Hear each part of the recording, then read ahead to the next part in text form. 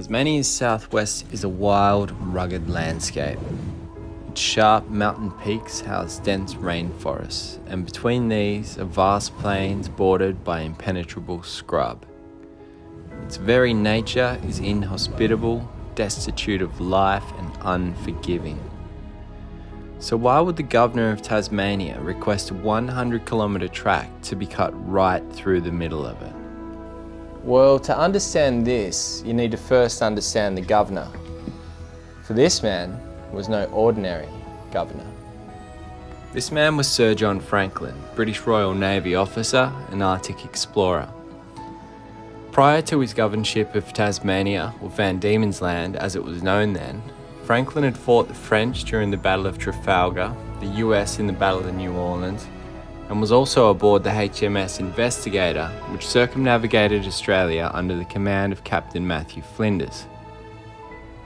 In 1819, Franklin commenced a series of explorations in the Arctic Sea, which he was engaged until 1927 when he received the honour of knighthood. The history of his voyages and discoveries in the polar regions were already on the bookshelves of the settlers when Franklin was appointed Governor of Van Diemen's Land in 1837.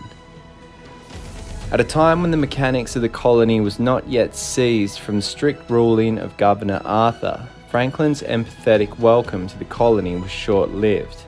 Sir John Franklin, along with his wife Lady Jane, spent a great deal of focus on establishing schools and churches in the state, and took a deep interest in the material and intellectual advancements of the colony. Although Franklin was a very open and honest man, in fact the first thing he did in power was to open for the first time to the public the private proceedings and debates of the local council. His political freedoms made him unpopular in those settlers who were reliant on a system that benefited only a select few. A system which was easily corruptible. After all, although in transition, Van Diemen's Land was still a penal colony.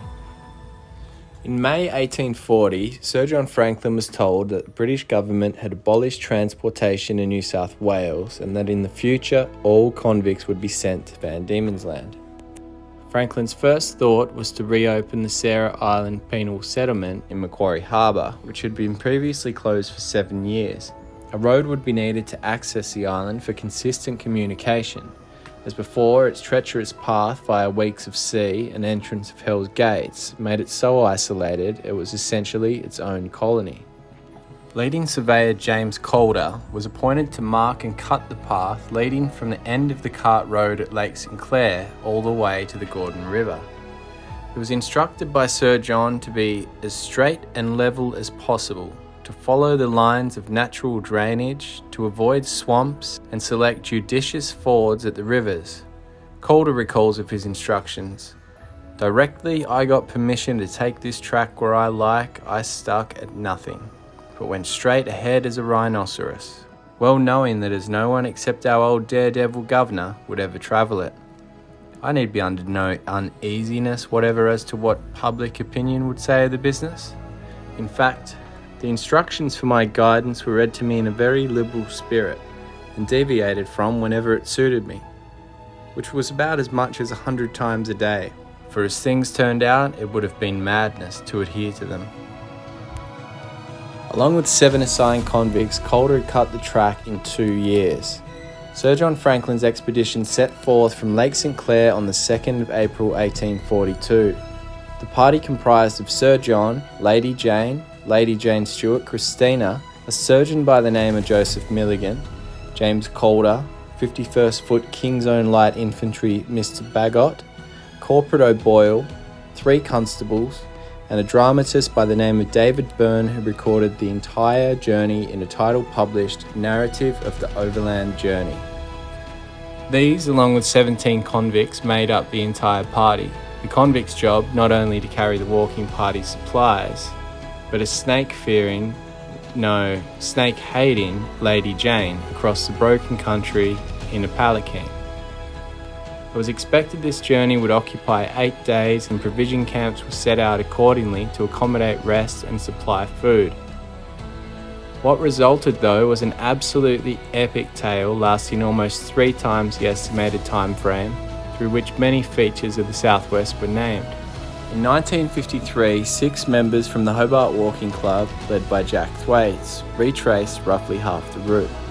These events were recorded by club president Jesse Luckman in a publication in the Steps of Lady Franklin, who writes, "But because our time available for the trip was limited to 12 days, we planned to begin our walk somewhat further west than the Franklins and to connect with their route about midday on the second day." The Hobart Walking Club's route started on the Frenchman's Cap track 30 kilometres west of Lake St Clair.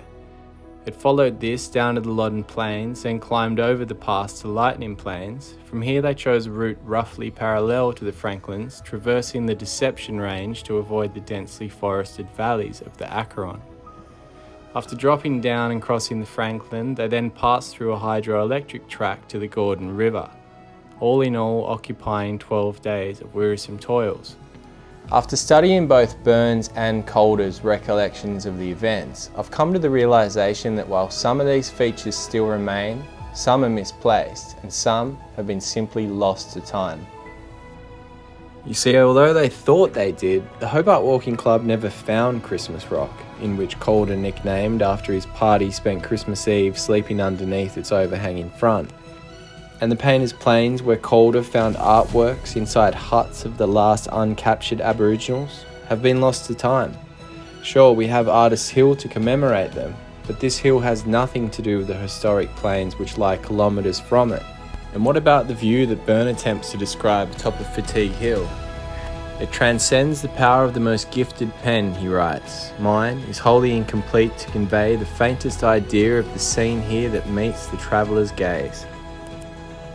In this series I set out to retrace the journey based on the hard evidence left behind those who were present on the expedition. I'll travel 100 kilometres through the most wild and broken landscapes this here state has to offer, all the while capturing the stunning scenery and bringing to life the stories of those we've almost forgotten. I'm Rob Parsons and this is In the Footsteps of the Franklins.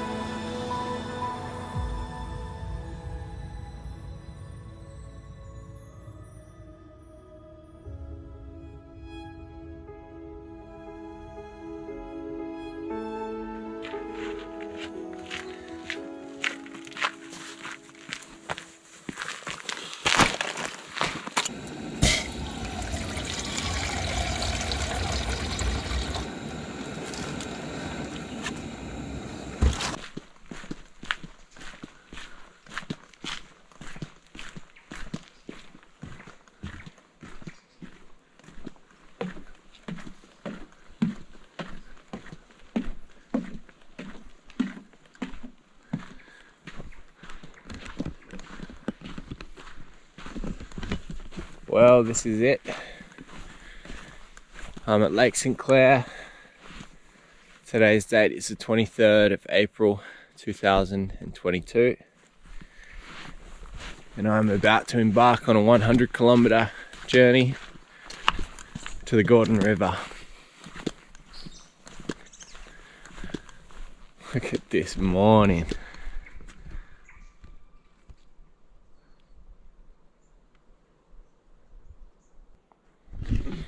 Alright, let's do it.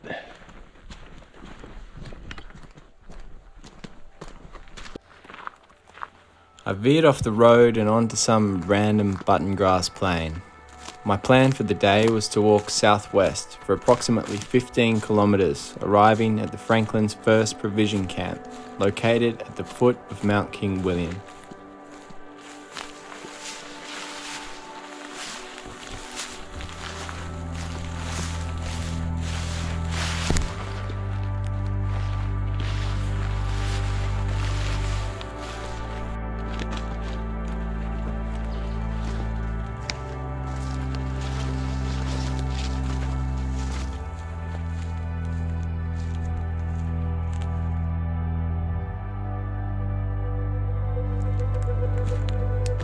The camp was appropriately named the Ponds by Calder's men from the nearby pools of water which surrounded the camp. Byrne recalls of the journey towards the camp. We received our adieus and good wishes from our former companions.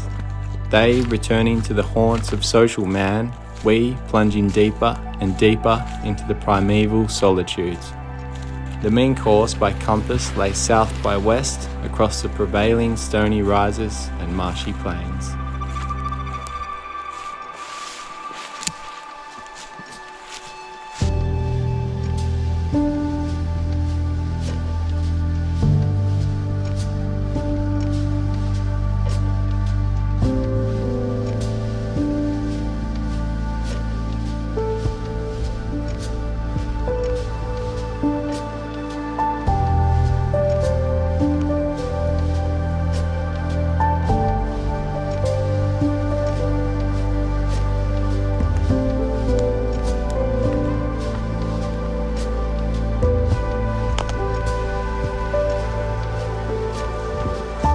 So it's 9:37. I've done 6 Ks for a total of 2 hours and 10 minutes. And it's just been amazing. It's the button grass plains. Every now and again I've got to go through a patch of melaleuca, but generally it's button grass plains intersected by these forests of eucalyptus and more or less just stunted growth that you can kind of cruise through. Some magic scenes as I'm doing this. I guess it's going to be like this for the 2 days that I've allocated, but after that things will change dramatically as I head into the rainforest. I've thought that maybe if I do make good time and I get to the ponds, which is where Franklin's party stayed on night 1, if I can get there by lunchtime, I might try and do day 2's leg up Mount Arrowsmith this afternoon. See how we go for time, see how I'm feeling, but it's a possibility at the moment.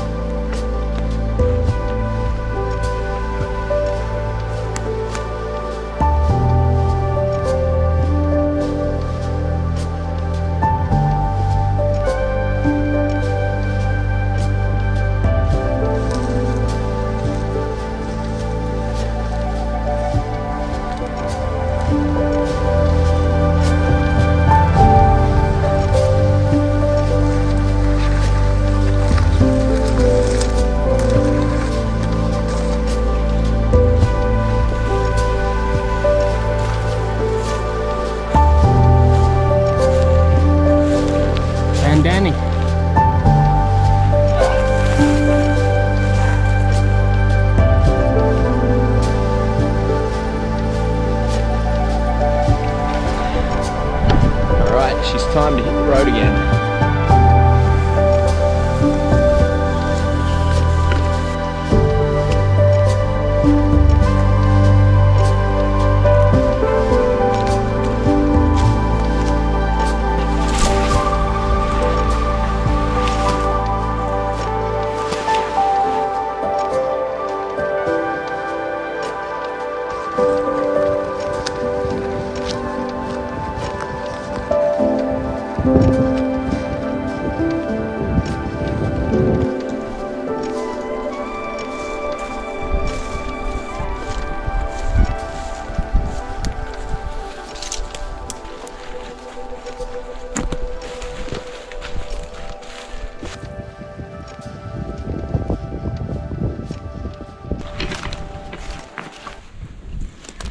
So I'm about 500 meters off the ponds, and it was somewhere around here Burns wrote that Calder actually found a skeleton that they believe to be the remains of an escaped convict.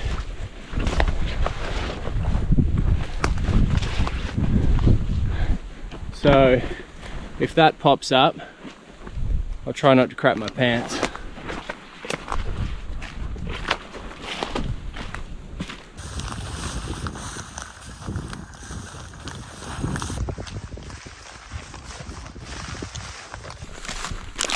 I pull in to get the snakes out. I need them for the ascent of Mount Arrowsmith. It's going to be a pretty big ascend. It's 2:30. It'll get dark at about 5:30. So I've got 3 hours to do 9 Ks. If not, I'll be sleeping up on the mountain somewhere.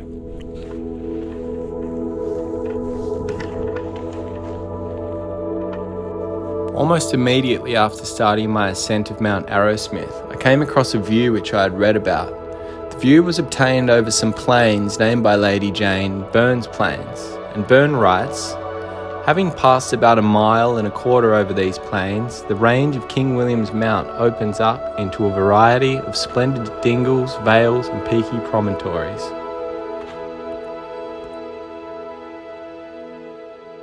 So Burns Plains are these plains right here, just to the east of Mount Arrowsmith, not 5 kilometers over that way.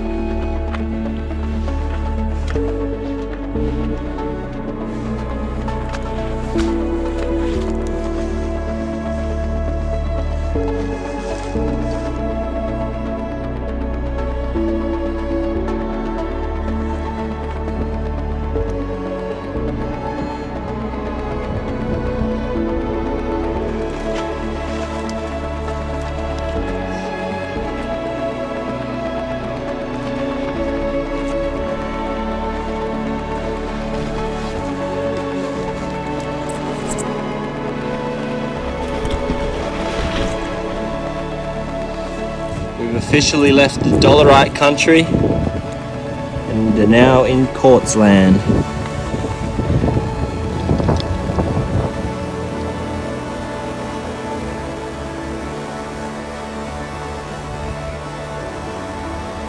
Gotta go down and around and up there, around that, and then over the back.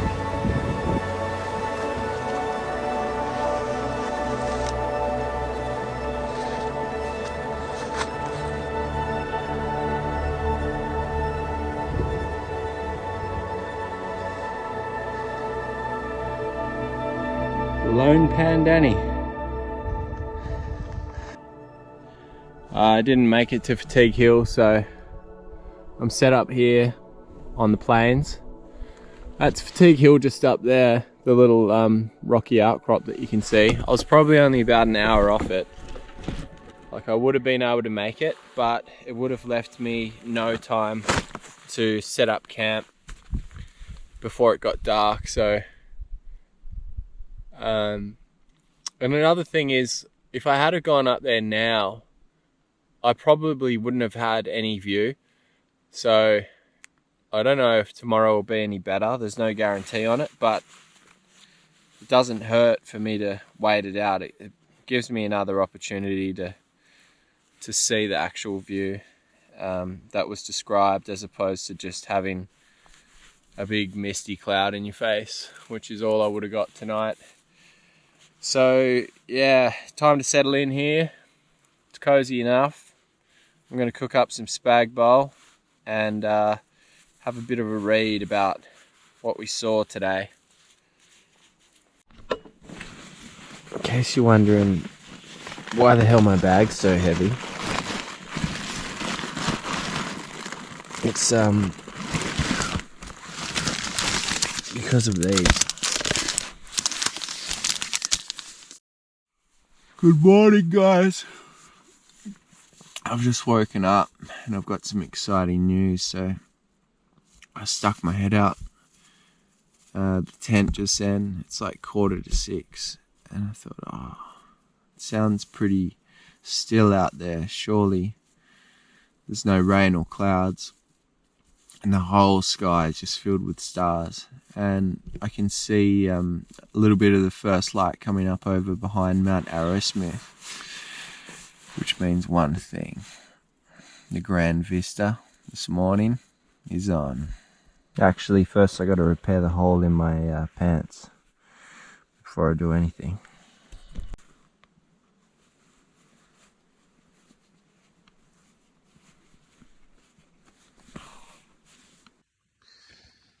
As you can see here, we had a bit of a icy night last night up here on the range, but the sun's coming up and it's going to be all worth it once we get up on top of that hill, Fatigue Hill. The grandest vista in the world shall be upon our eyes. First I got to pack this thing up.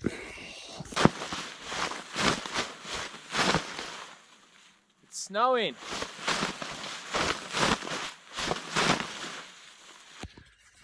I'm halfway through packing up, but I had to show you how awesome this looks right now. It's going to be so good to get up there.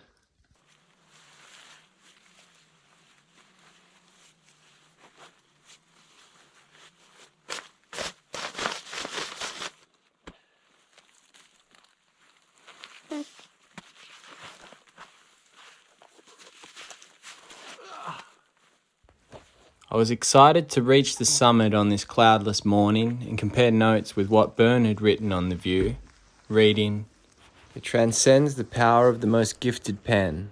Mine is wholly incompetent to convey the faintest idea of the scene here that meets the traveller's gaze. Its magnificent grandeur, its boundless extent, its infinite variety, its romantic loveliness, its pictorial wildness, the enchanting graces of its innumerable panoramic beauties astound and delight fresh subjects of admiration, wooing the eye at every turn. water alone is wanting to render this the most imposing scene the world could probably produce. Perhaps, even as it is, it may fearlessly challenge such competition. At one glance, the eye surveys nature in endless assumption of her most attractive forms, the grand and the gay, the rich and the luxuriant, the soft and the pastoral, the savage and the sublime." Oh man, look at it. I've still got to get to the top of that one. Just give me a second to catch my breath. I'm about 10 meters from going over the peak. Are you ready for this?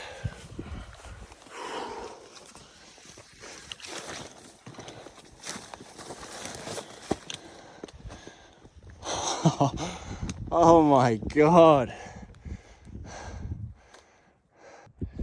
There's the Frenchman's Cap over there. And my path for the next week is following these valleys covered in the cloud all the way to the Frenchman's Cap, down the Loddon Plains, up over Calder Pass, through Lightning Plains, onto New Year Valley, down the Acheron Valley, and then up over to White Hill Plain, across that, down to the Franklin, and then over Western Plains to Eagle Creek Track. And I'm so keen for it. Look at this, this is so incredible.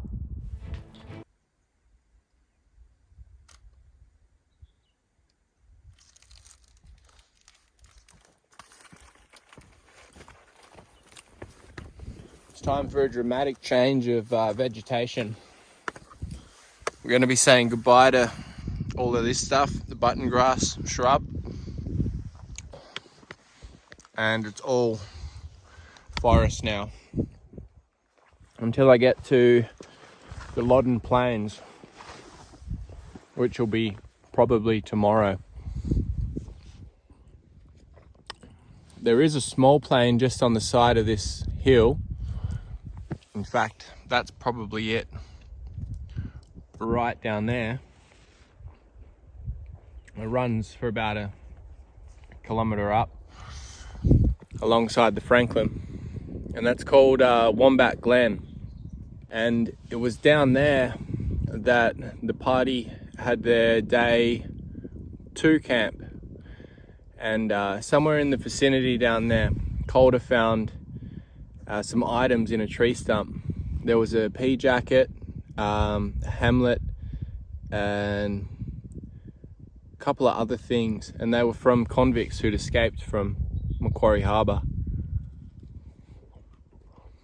So I'll be passing through there this morning, and then onwards to the Surprise River and through the forests of the Loddon Valley towards the Loddon Plains. Must be out of my damn mind leaving this view, but I gotta get out of here. It's 8:30 and I got a long day ahead.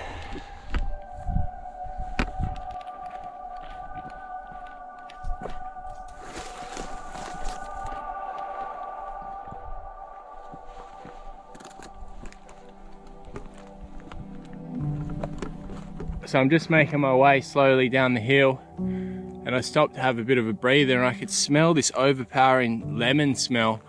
And this plant right here, I took a bit off and crushed it, and it's insanely potent. Actually, it's kind of like insect repellent versus lemon. Really strong smell. And this is a plant that Franklin's party described in the book. I'm not sure of the name of it, but it's cool to have come across the same one. I think I've just stumbled across TB Moore's track, the Linda track. So this was the access from Hobart to Queenstown. Yeah, that's got to be it. It's cut out. Holy crap, that's insane.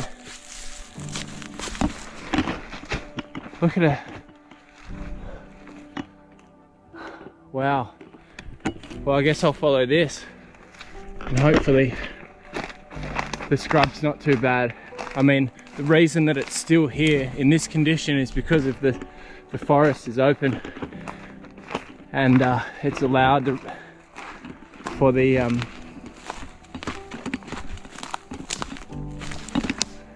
it's allowed for it to just stay in its semi-natural state. How cool is this?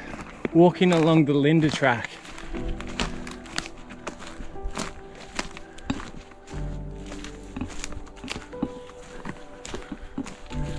Wasn't that long ago, maybe, yeah, 100 years ago, people would have been coming through here on horses.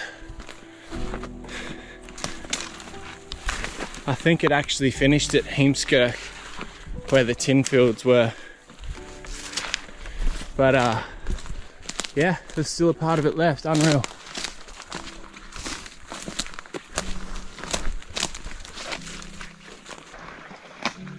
So this creek here, it must have been tried by hundreds of prospectors on their way through. Definitely all the courts here and all the bed. But more importantly, it would have been a refill station for water, because coming up Mount Arrowsmith there's nothing, which is exactly what I'm going to do now. Here's a message from Parks and Wildlife Tasmania.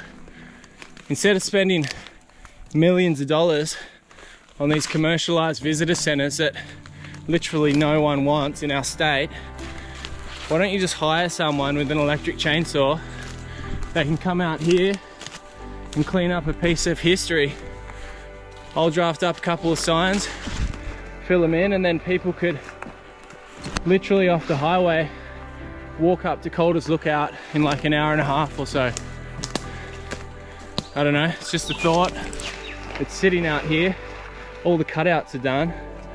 All it needs is just to be kind of cleaned up with a chainsaw and raked a bit. Easy. I've snapped off Moore's track. The contour wasn't really that good for me, and the scrub. If I had followed it, I would have taken a very long round way down to the bottom. It was more or less designed for horses. So I'm at a point now where I can pretty much just go straight down the hill and then I'll be at Wombat Glen. I just got about 500 meters or so. This stuff here is not too bad. It's just really slippery underfoot.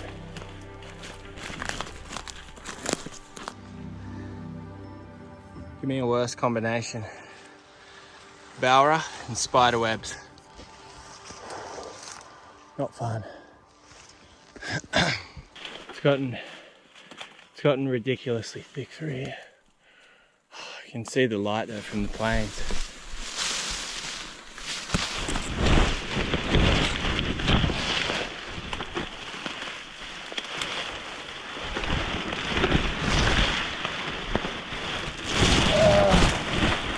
Step by step, plant by plant,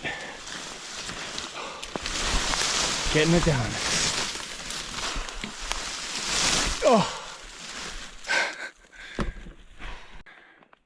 That's that. Just busted out from the cutting grass and the button grass begins.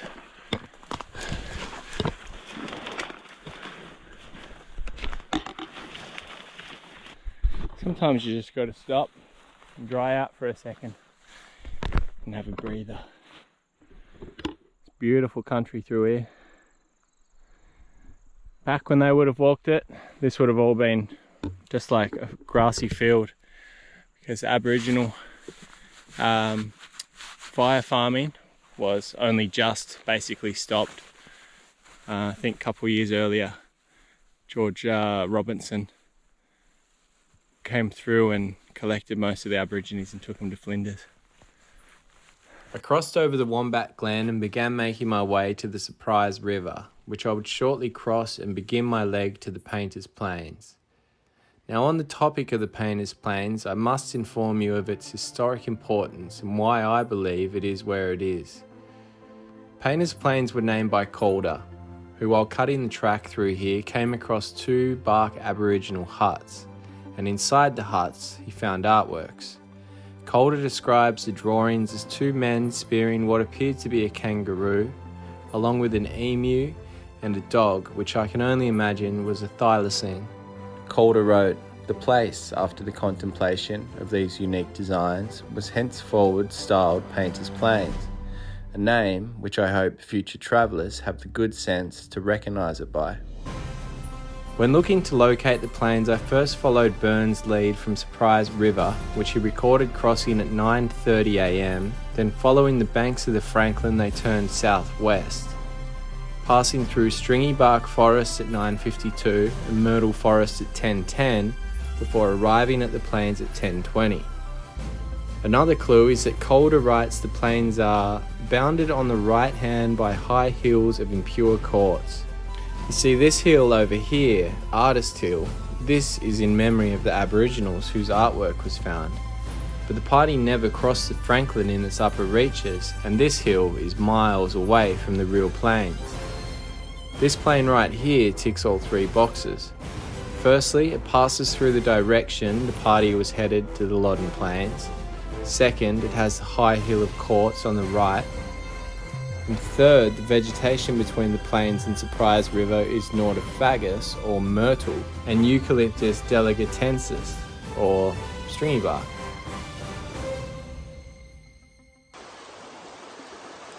So here we are at the majestic Surprise River, and this was named Surprise River by Calder in 1840 when he was cutting the track to Macquarie Harbour, because he kept bumping into the Franklin with the track cutting, and it was just too big of a stream that he was trying to avoid it and came in a little bit easterly and found this, and it was a surprise, and this was the river that they used for the crossing ever since. And another cool little fact is, when I did my first overnight hike down to the Jane, I actually used this in a way to avoid crossing the Franklin, which is where the old track used to go. And it's the exact same thing that Calder did like 180 years before. So it's sweet. Let's cross it.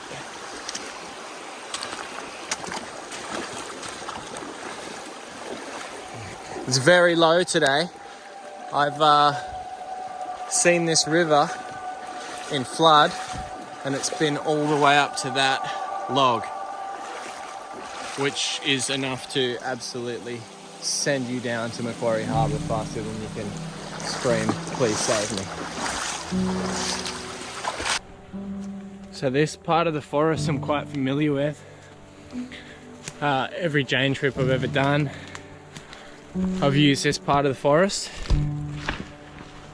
After crossing Surprise River, you've got this kind of open myrtle forest for about 500 metres until you get to the Jane River track.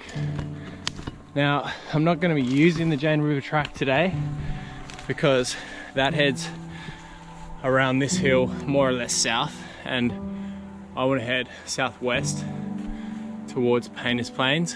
So about the same time when I hit the Jane River track, I'll be diverting southwest across to the plains.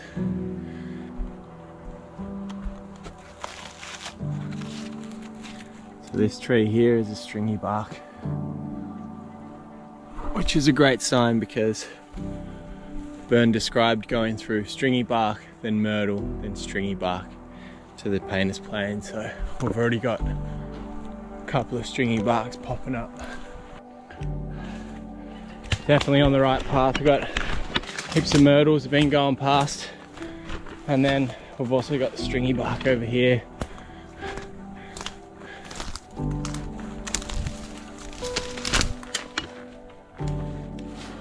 That one's been zapped.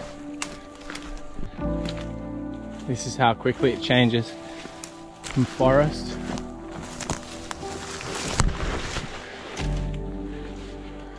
Bowra and tea tree. Tell you what though, it's a pretty good exit. May as well pretty well just walk straight onto it. Cool. Painters Plains, ladies and gentlemen. I'm not too sure whereabouts, because the only clue given was that a few of the members of the party went to see the hut.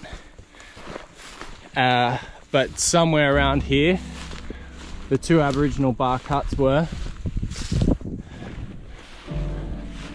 Most likely close to a water source, so I'm gonna walk straight through the creek and suss it out. Sometimes you get these little spots where you've got like some eucalypt or some sort of gum that's growing on like a harder flat surface, and there's a possibility that the huts might have been in an area like that, because I can't see them being up on the Quartz Hills, and it seems like the party made a detour to go visit them, so I also can't see them being too close to where the track was. I've found the small reel, a little creek down there draining the plains, and just like an area like this, I mean, it probably doesn't look like much on GoPro, but it's quite protected. It's overgrown, but it's really flat, and I don't know, if it was cleaned up, I'd live here. I can't spend too much time looking for the exact site, but this is something that I would imagine they would have lived in. Somewhere flat, close to the water, still protected by wind from the trees, which they're surrounded by in this spot. Yeah, all right, I've got to keep moving.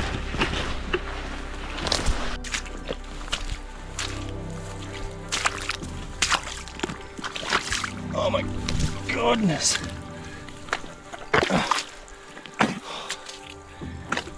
That's a lot of mud. Oh, this is a friggin' nightmare. I've trapped myself in this maze of tea tree. But like, I've been in here for the last hour and it hasn't stopped. It's meant to be button grass now. I tried going out far to the left of the creek. I'm just probably, I don't know.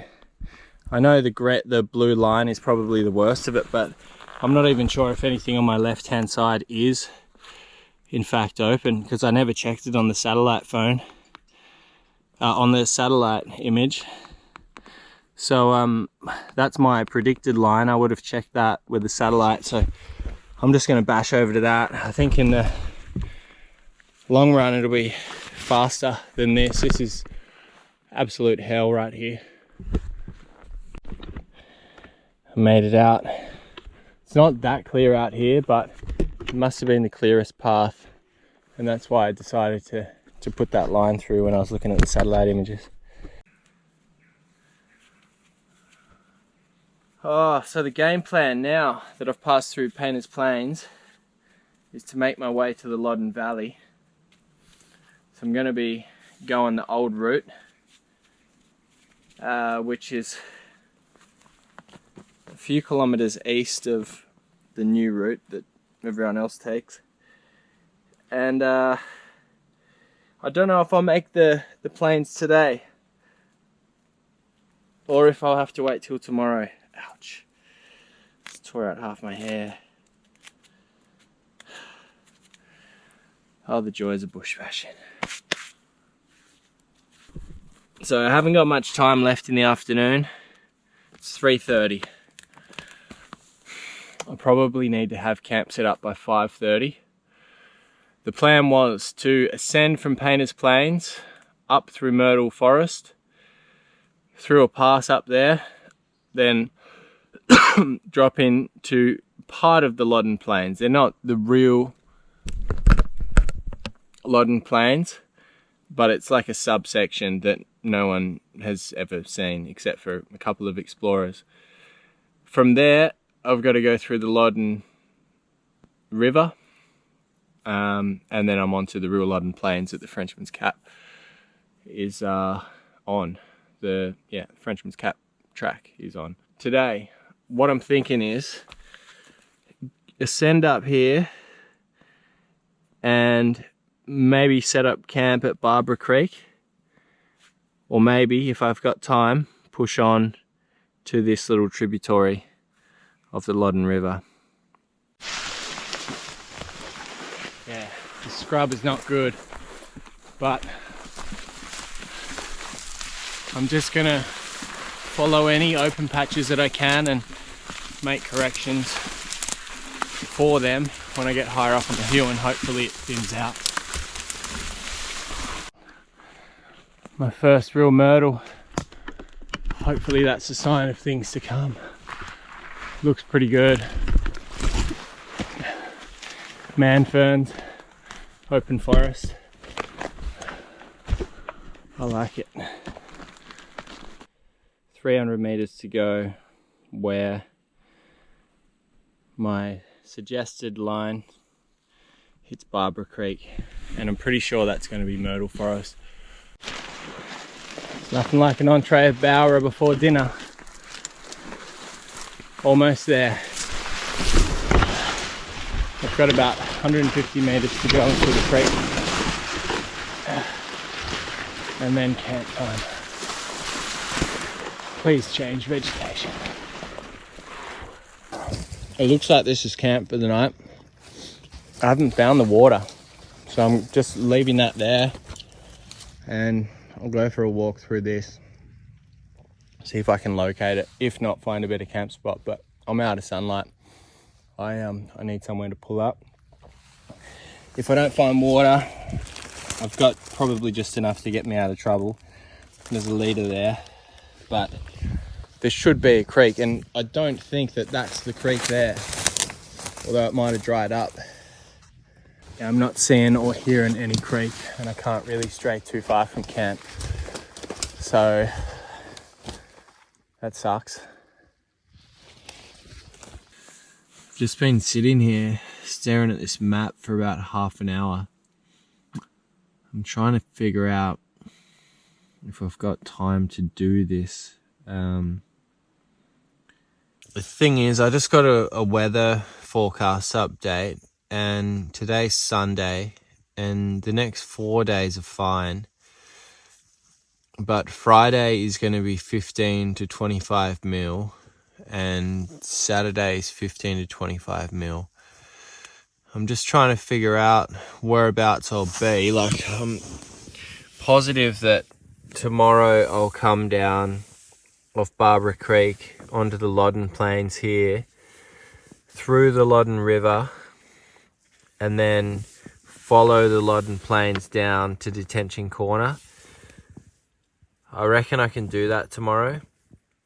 That'll be Monday. And then Tuesday I should be able to do Detention Corner through Calder Pass, try and find the real Christmas rock. Wednesday would be, it's hard to say because these plains, like on satellite, look pretty bad. But let's say worst case scenario is Wednesday I only make it to, say, the front of Milligan's Falls. And then Thursday I'll be in the Glowworm Valley, Glowworm Forest. Maybe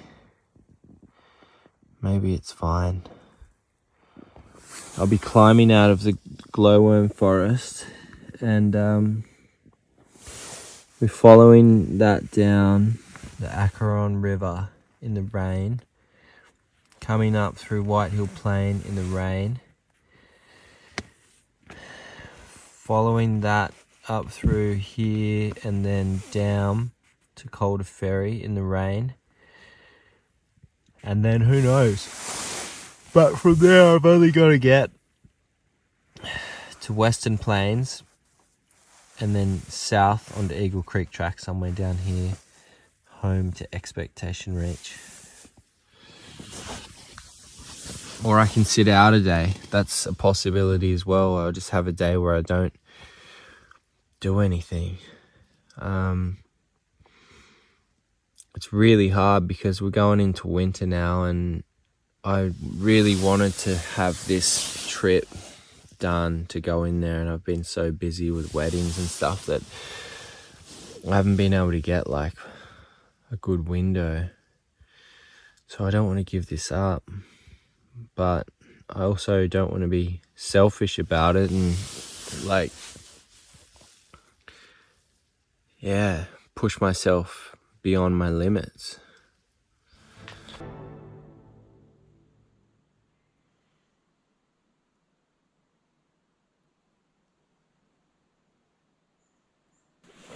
Good morning. So the plan today, day 3, is to make my way from the top of this hill all the way down the Loddon Plains to the base of Calder Pass. So I'm going to be passing through a couple of button grass plains before I get to the Loddon Plains that most people would know as the Frenchman's Cap track. This is one of those pieces of kit that I've always kind of carried but never used. And it's obviously a good thing to not have used it, but I'm glad that I never took it out of my kit because I've used it twice now, only 2 days in. But to be fair, I probably should have noted that these pants were a little thin and just bought some new ones for this trip, because this type of scrub bashing takes a real toll on like everything that you're wearing. The gloves, the boots, the pants, the thermals, all of it.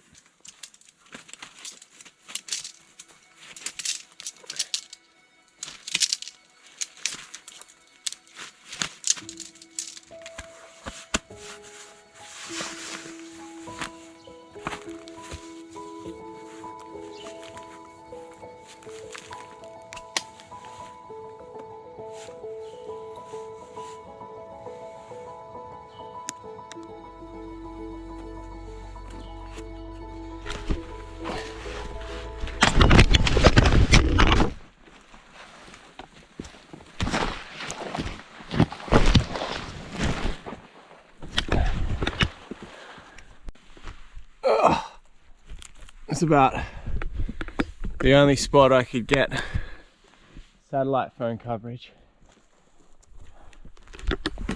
Anyone who says it's impossible to climb horizontal,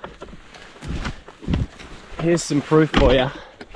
I mean, this is only very low off the ground. I have experienced it about 7 or 8 meters off the ground along the banks of the Franklin. But you can do it. It's just steps and it's real strong. So there's a lot of misconception about whether some of the early reports from explorers were correct, in that there was this horrible scrub that just grew on itself more and more, to the point where you had to climb up over it and risk falling to the bottom. Some people think that's not possible because it wouldn't be able to support the weight, but I mean, that's only very low. But it's out there, and it does exist. In fact, it's all around me. I'm just in a little clearing here, but fingers crossed when I get up to a bit drier land, it'll thin out, and if my calculations are correct, in the myrtle forest.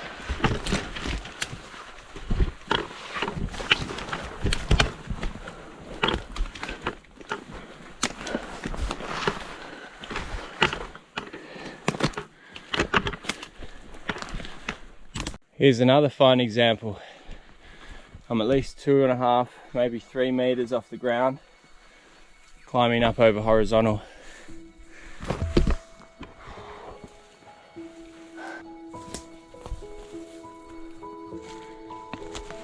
Finally made it out of the horizontal into some massive myrtle trees. Burn recalls passing through this section of the track. Ascending from Painter's Plains, we entered another myrtle forest at 11:28, emerging therefrom at 11:54. Many noble trees susceptible of the highest polish, beautifully veined, and apparently admirably adapted for cabinet work abound here. So this is the first little creek. It's not ideal, it's not running, but I'm gonna take some just in case I get desperate. I've got this life straw on this bottle anyway, so it's meant to filter out all the nasties apparently. So just in case it's life or death, I've got something I can drink or boil.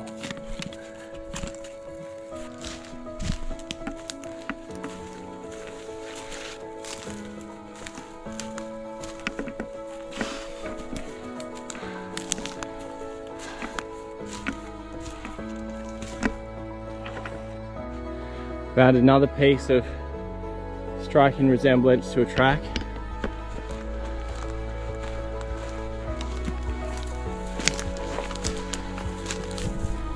Very straight, very clear. You never know, these things do happen naturally, but considering that I'm on the path as best close as I could have predicted to Sir John Franklin's party, it is likely that I would come across a couple of pieces of it.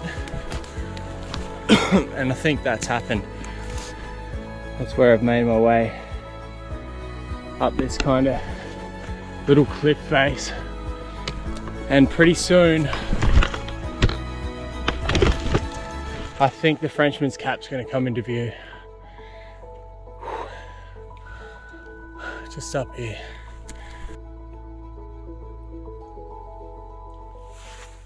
So I finally made it up to the top of the hill, and my course is going to be southwest down the ridge to the Loddon Plains, or part of. I'm going to be heading through what Calder named Long Grove Marsh, which was this patch of forest in between the northeastern Loddon Plains, through the Loddon River and some of its tributaries like the South Loddon and the Adelaide. And yeah, it was noted that through there the Loddon meanders rather than flows. So I'll probably have lunch there if I can, if I make it in time.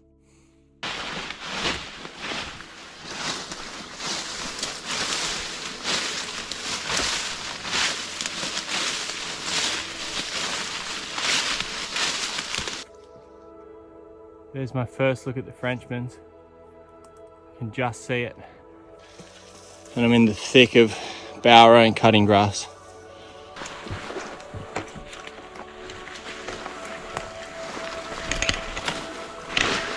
Holy crap.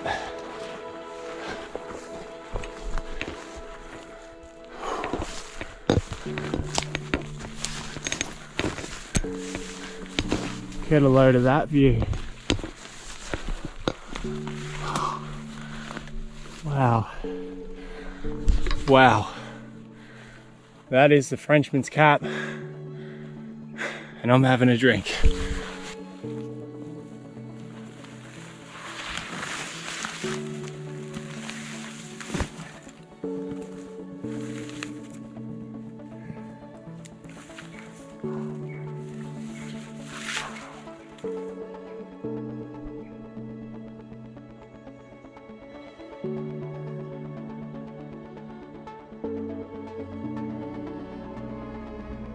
This is way better than any view I was expecting from this point.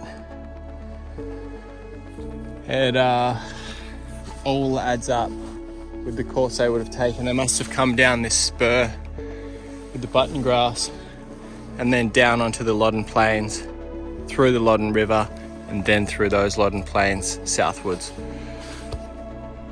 So peaceful here, I could have fallen asleep.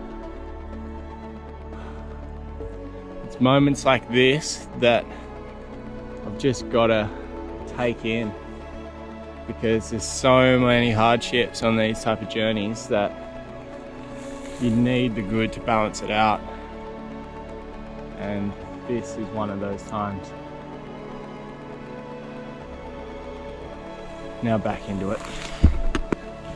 Bashing my way through this bower and Melaleuca. I can see the plains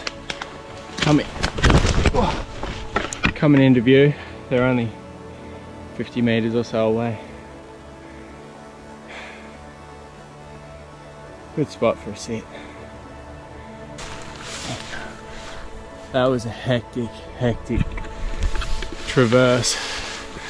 I would not recommend it to anyone.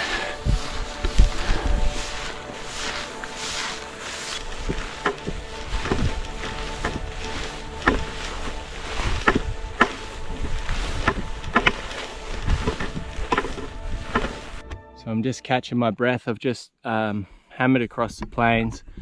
So I'm just about to enter the forest here to go into the Loddon River, which is about 200 meters away. But I estimate that pretty much in this spot, or a little bit closer to the river, was the day 3 camp. It was one of the pit stops after Wombat Glen. It came to here. So it went the ponds, provision night 1, Wombat Glen number 2, and then to here, which is the Loddon Valley. And they didn't stop here because they came across it in like 3 hours or something. It was 7 miles. And they kept going down south towards the end of the Loddon Plains at a place which has since been renamed Detention Corner. And that was 7 miles as well. So it was 7 miles from Wombat Glen to here, and from here to there was 7 miles. So they did 14 miles in the day. But this provision camp needed to be 7 miles from each of those. And I know exactly where Wombat Glen is, and I know exactly where Detention Corner is. So this spot right here, just before you get into the Loddon River, but still on the plains, is where I reckon that the day 3 provision camp was. Of course, there's no proof of it, but it's just where I worked it out to be. Anyway, the more you know. And I'm better go and get into this forest. So far so good. I've still got 100 or so meters left, but we're getting into some forest straight away. Now, very rarely can you go from plains to a forest like this that's open. I've only seen it a few times.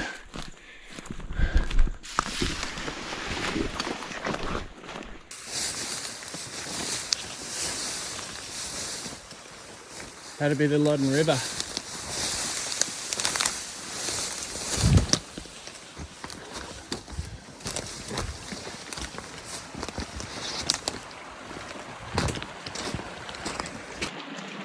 It's funny, I was just thinking about how last night when I cooked my meal, I had like just a little bit too much water. There was probably that much left. And normally I would just tip it out, but because I didn't have access to any water, I saved it. It was boiling obviously at the time, so I just sat it outside. And it's crazy how you can just have these extremes. Like now I'm just tipping water out from my noodles, just wasting it. But when I was up there, it was a precious commodity. But I suppose that's kind of what makes these trips a challenge, is that you're always dealing with the variables and extremes of, yeah, uncomfortable situations.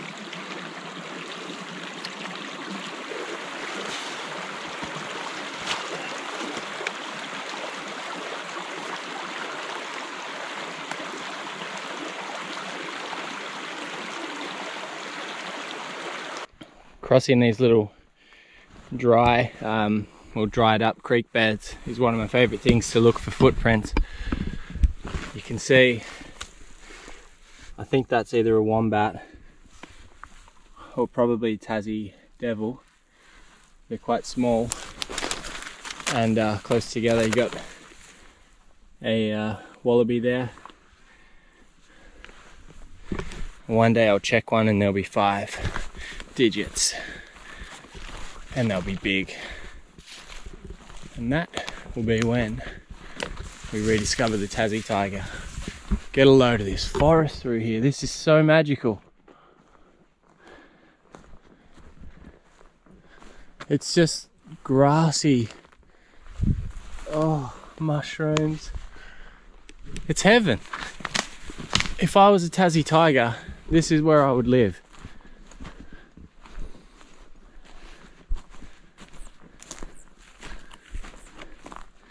What a place to set up camp. You can see this game trail that runs through here.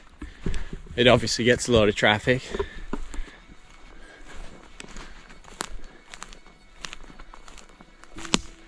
Beautiful. As I made my way through Long Grove Marsh, I felt the weight of my bag lift as I glided like a vapour, drifting across a soft bed of moss. I spotted some ripples on the other side of the river and found a new mate who seemed to be enjoying the day just as much as me. I think he's enjoying the sun. Byrne recalls of his time walking through here. Very good grass, but of limited extent, is found along its banks. We were now in the very region of rivers and creeks, the Loddon being fed by many considerable tributaries, more than one of which we were under the necessity of crossing. Still sound. 3 or 4 such crossings brought us to the superb valley that skirts the base of the Frenchman.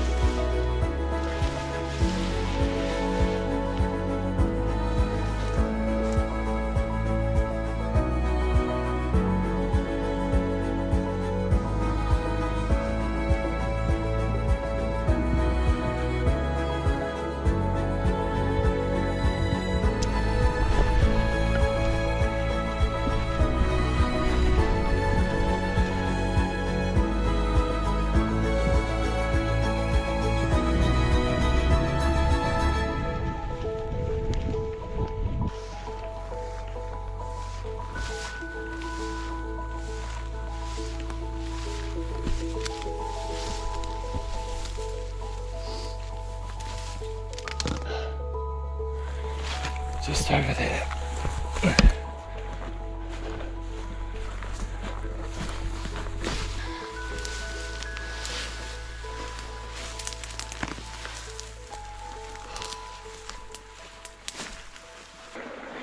How many of you recognise this scene from Jane 3, where 3 of us were walking across the log and I had the viral cam set up from one of these trees to another?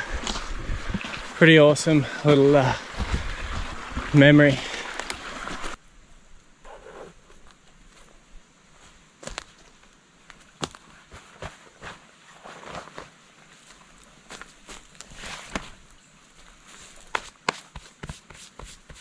This is exactly how I like my tent set up. Sleeping mat, sleeping bag. I've got my bag with everything I'm not going to use, and my jacket and hat on there, the gloves, my clothes, camera gear, these are the books, and toiletries bag. Now over here, I've got tonight's dinner, thanks to Campus Pantry, and stuff to cook it, and a few little leftover treats there. Damn, those feet got soggy today. No wonder they hurt.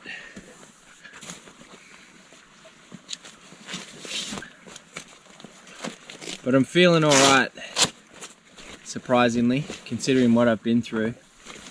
I'm very worn out, but I'm not really sore, so I should be grateful for that, because I'm going to need every ounce of enthusiasm and commitment that I can get tomorrow going up over Calder's Pass and into Lightning Plains.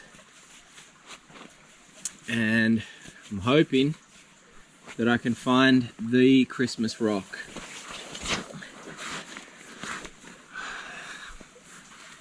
Because I believe that it's still out there, undiscovered. I did happen to bring along a trail cam on this little expedition. So I'll give it a razz tonight. This looks like a pretty good spot where this man fern is. See if there's any animals that come along here at night. So I've just gone to set the trail cam up and it says low battery.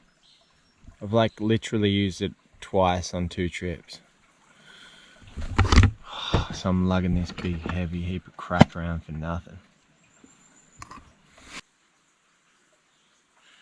So I've just got the forecast for the next week. Today no rain, Wednesday no rain, Thursday 15% of 1 mil. So that's 3 days that are fine. Friday, Saturday and Sunday, 95% chance of 10 to 15 mil. Monday, 85% of 5 to 10 mil.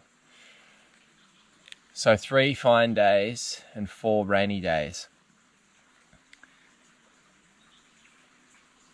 It's kind of a pivotal point for me because I'm at that point of the trip where once I go up over the pass, I'm committed. Because at the moment I have the option to walk out via the Loddon Plains and the Frenchman's Cap track. So I just pray that I'm not walking into a nightmare. I guess what concerns me the most is this route was covered partly in 1953 by a group of 6 members from the Hobart Walking Club. Some absolutely legendary walkers like Jack Thwaites and Leo Luckman. And they didn't start from Lake St Clair where the original track started. They started on the Frenchman's Cap track. And it still took them 12 days or something to get to the Gordon River. They did have a party of 6. So, I mean, with any party, you're only as strong as your weakest link. You can't move ahead if you're feeling like doing so. But that's still a lot of time. I mean, I've got the time, but it's the rain and it's the I don't know. I've got to go for it because if I don't, I'll never ever forgive myself. And that's all there is to it. I'm just here having breakfast with hundreds of mozzies and the occasional leech.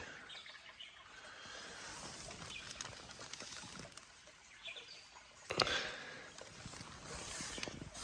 can see him crawling around outside of the tent. Blood-sucking villains. I suppose I should be thanking them, really. They've given me great reason not to be in bed any longer.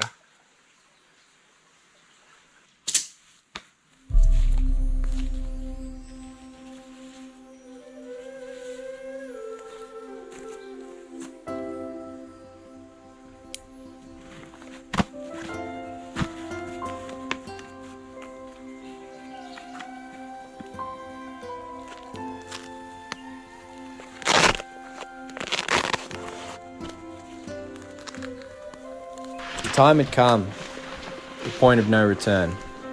I was going for the pass and I had no intention of coming back. Leaving everything in the rearview mirror, I made my way out to the last of the Loddon Plains.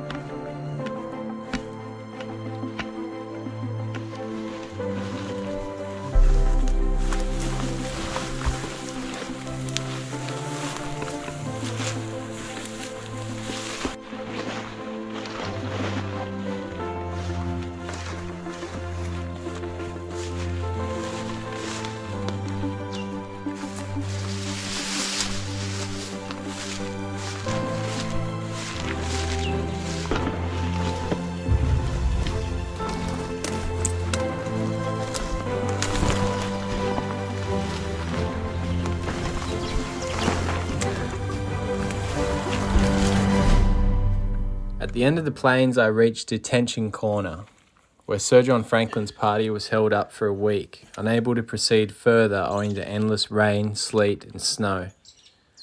I filled up my bladder and was about to begin, as Lady Jane had titled it, The Calder Pass of the Frenchman. Calder recollects of the passage. Pursuing the track to Macquarie Harbour after quitting the Loddon Plain, we now have to cross the inferior and densely wooded ridges of the Frenchman's Cap. Inferior by comparison only, for they are both lofty and steep. Their width is nearly 4 miles, and they are planted with the jungle so close that it is the task of something more than labour to burst through the impending fields of scrub that bring the traveller to a standstill at every 100 yards.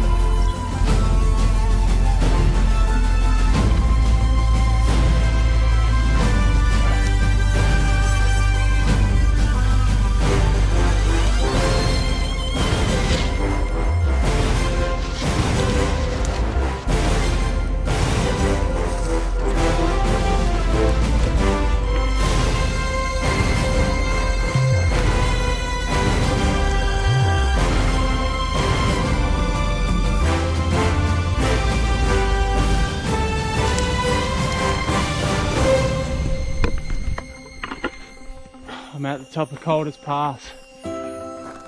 Time for the descent.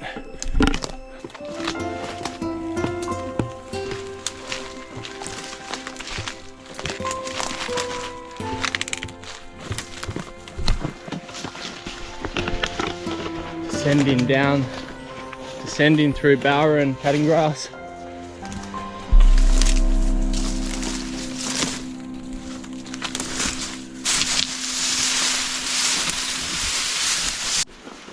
I think I've just found my worst scrub of the trip. It's so bad through here.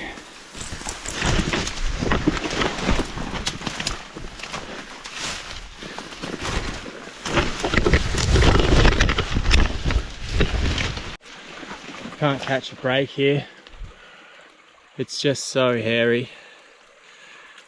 I'm just following a creek now, and then it will be a larger creek, but I've got, I think it says 200 meters left of this scrub. I need some myrtle. I need some help here, Forrest.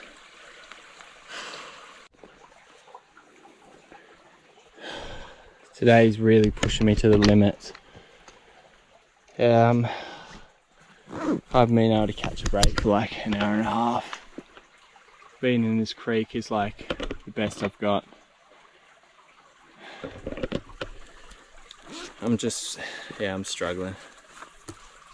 It's 2:11 and I'm still like 2 k's off the plains of where Christmas Rock might be. My little stream hitching ride came to an end. There's this massive deep pool. I just put my foot in it and I can't stand in it, so I've got to break my way across this bower of vine and then try to scale it without falling in.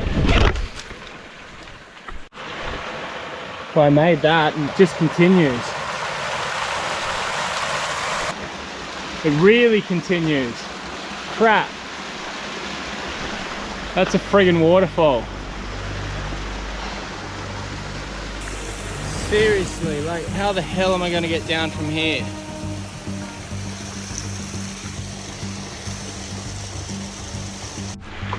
This is not cool. There was nothing like that on the map. It just looked like smooth contours all the way down. That is insane. It's 40 or 50 meter drop and I've got to climb up out of it. I can't even drop down anywhere. So I've just got to head as far away as possible from it. I've managed to find my way down part of it, hoping that I have an alright grade on the way down.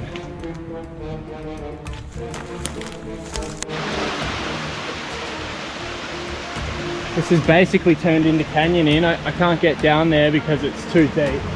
So I have to go back into the bush and follow it down. Huge canopy of horizontal.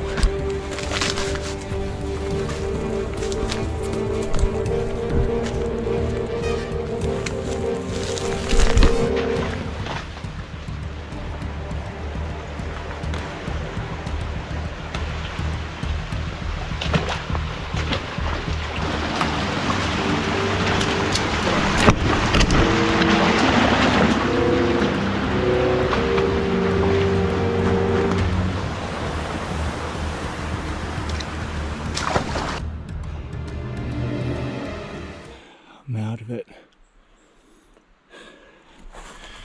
I'm out of that creek, river, whatever it is.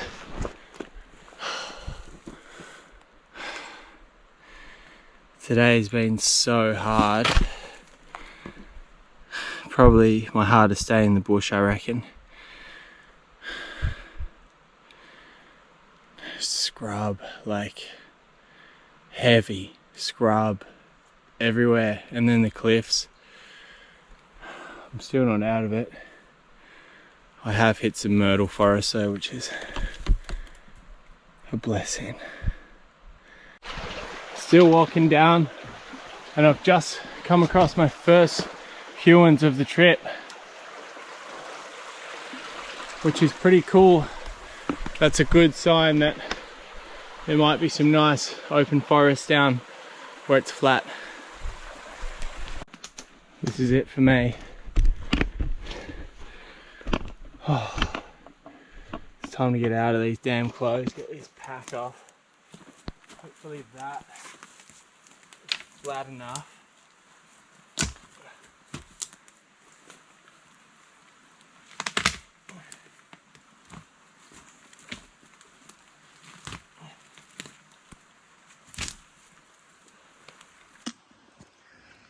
The old pants copped a little bit too much today. I don't know if I'm going to be able to repair these. Well, I am safe and cozy in my tent now. Not going to lie. Today was hectic. No way sugarcoating that. The forests are so jungle-like. Like, they're just a big mix and such a mess. So many decaying logs that you step on, you just fall straight down, and it's hard with that pack. There's a lot of weight in that pack. I've been lugging it around for 4 days now, and yeah, the shoulders hurt.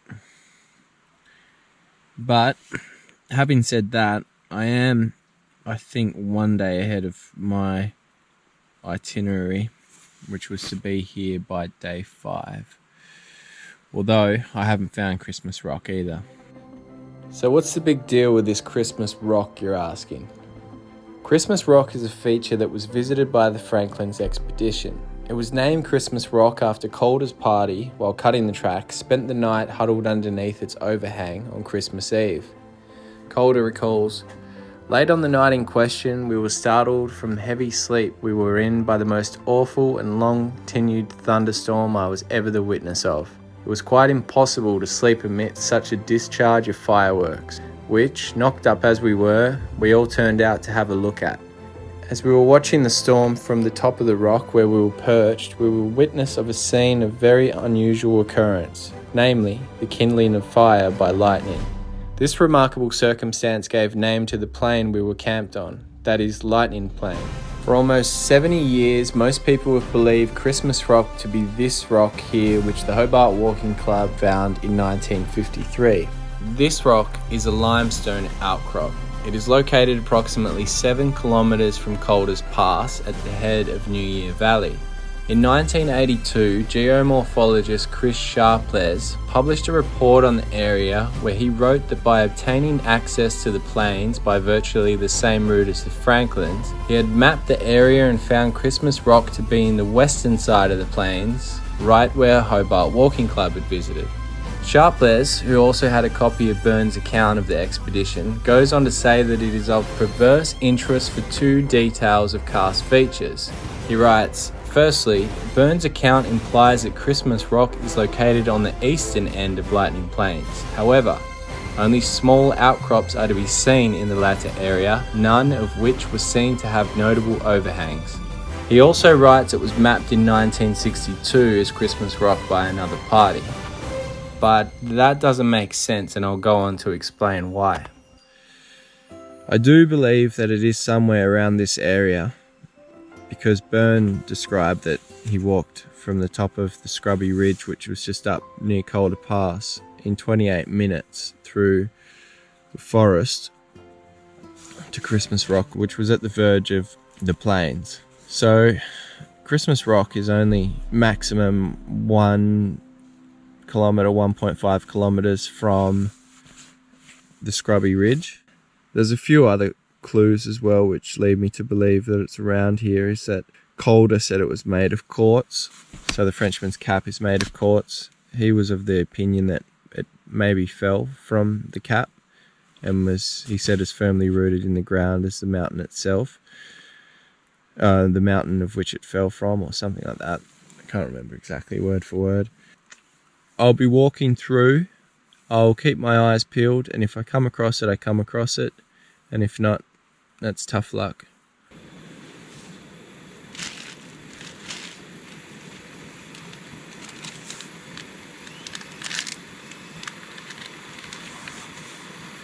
That'd be my darling fiancée. To make a cup of coffee and read her message. Simple things in life.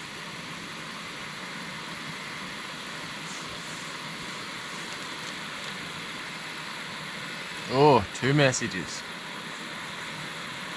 I'm in for a treat. Oh, so stiff.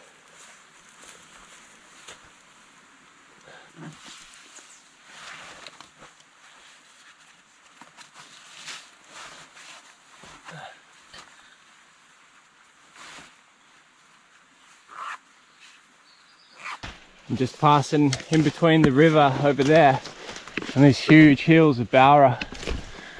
There's a little alleyway here, I can slip between them.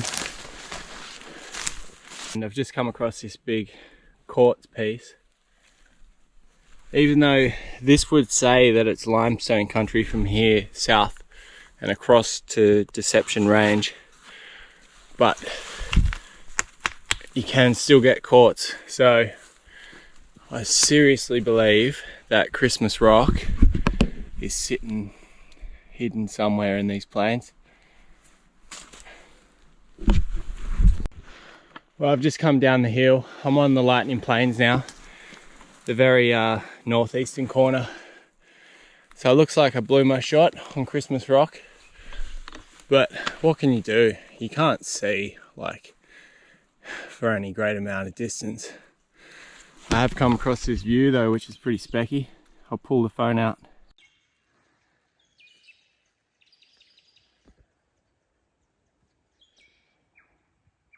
Pretty sweet, huh?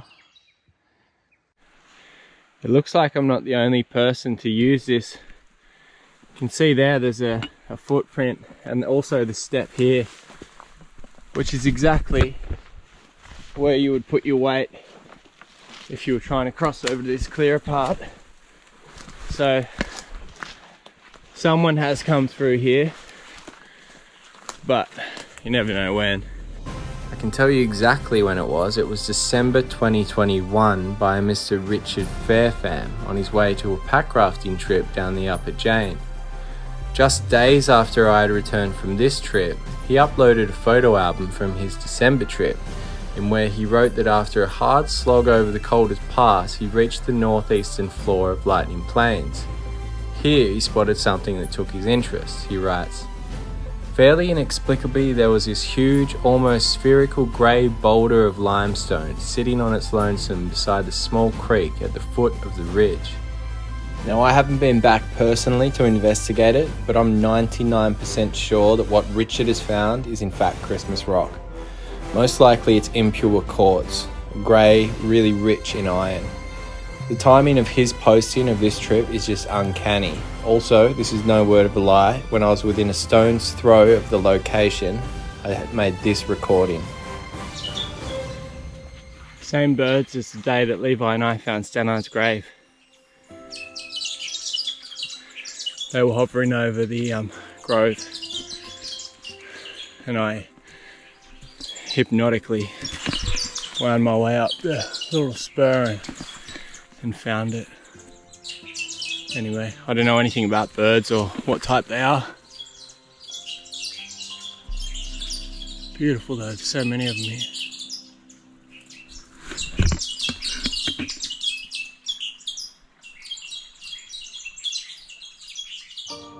I continued my course southwest across the Lightning Plains.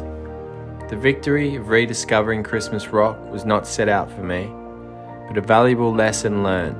Remember, always pay attention to nature.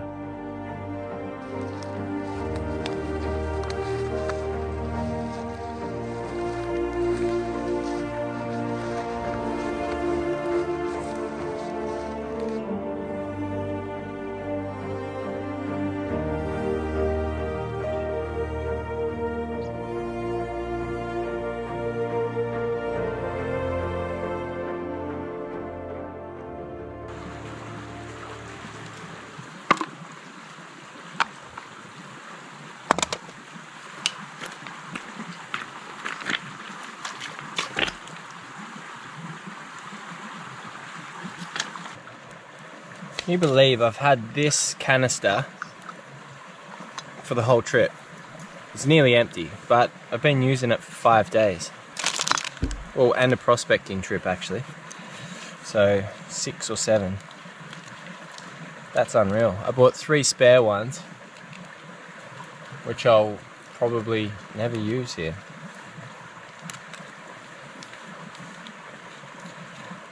Hopefully, anyway.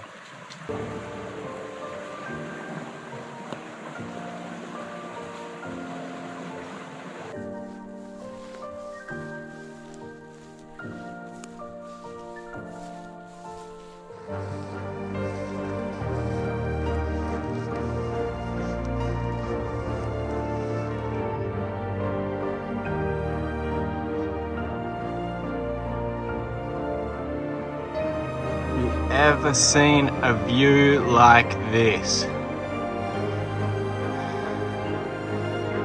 Have a look at that. Lightning Plains, ladies and gentlemen, putting on a show.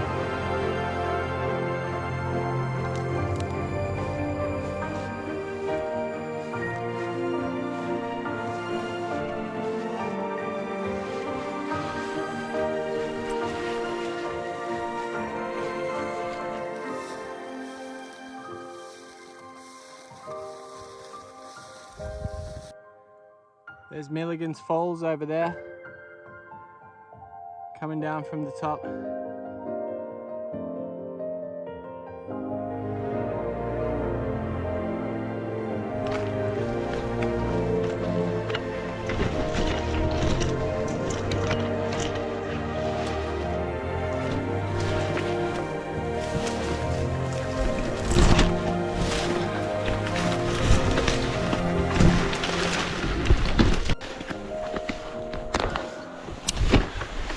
Almost home for the evening.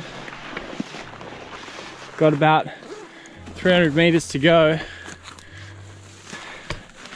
I'm going to be staying at the head of New Year Valley, which is just over there. Matt Brain showed me where him and his son David camped on an epic trip they did out of the Franklin and pack rafting down the Jane. So I'm going to go and camp there. He said it's one of the few dry, non-tussocky camp spots. I'm guessing this is it. Must be. Big enough for the tent. We've got 2 hours left of light, which is plenty of time to take a few grams off everything that I've been lugging around. I think both my other thermals are pretty wet. My socks are really wet. Even my tent's wet from that place where I slept last night. I actually can't believe that was just this morning that I left there. Bizarre. Just taking my pants off to hang them up, and check out the battle scars. That is a pretty nasty bruise. The legs are just hammered, and look at the swelling on that thing. That has copped it. Blood-sucking villains. So, yeah, I'm just trying to figure out what the hell I'm going to do tomorrow. Here's another one. Got him. I'm getting pretty good at it. Single-handed. I am here. And I need to get here.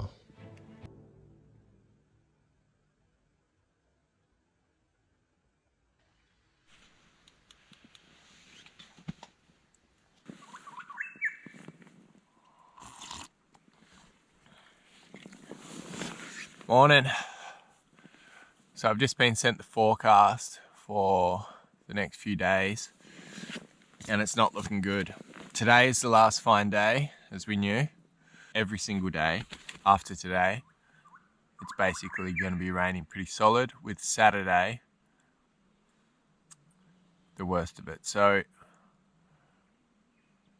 I need to get over the Franklin in 2 days. By Friday afternoon, I need to have crossed the Franklin. If I can do that, that's my biggest worry out of the way. Because after that build up of all that rain and then that 35 mil day, if I'm not over it then, it's going to be really dangerous.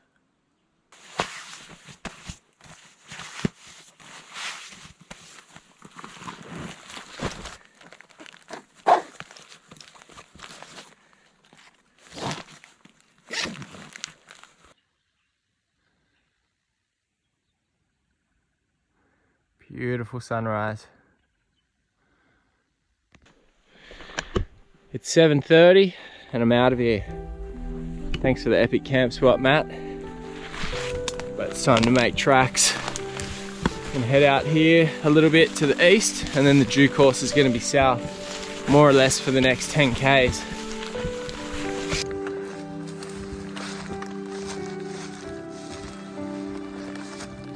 It was in this spot at the top of New Year Valley that the Hobart Walking Club detoured from Sir John Franklin's route and took to the higher ground following the Deception Range to avoid the densely wooded valleys of both New Year and the Acheron.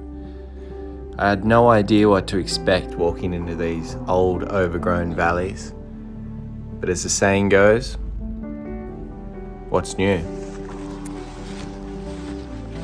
I've been going at it for 45 minutes now, and I've come up out of the horrible scrub in the plains, and I found some relief in this forest. It's a little bit open, but it's quite steep as well, so I'm making tracks south, but it's bloody hard work.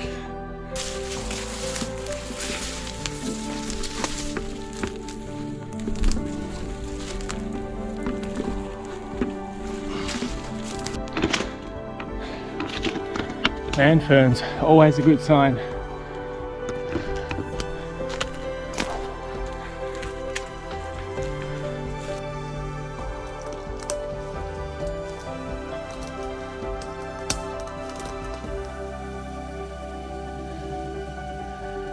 Yes, paid off. It's good going up here.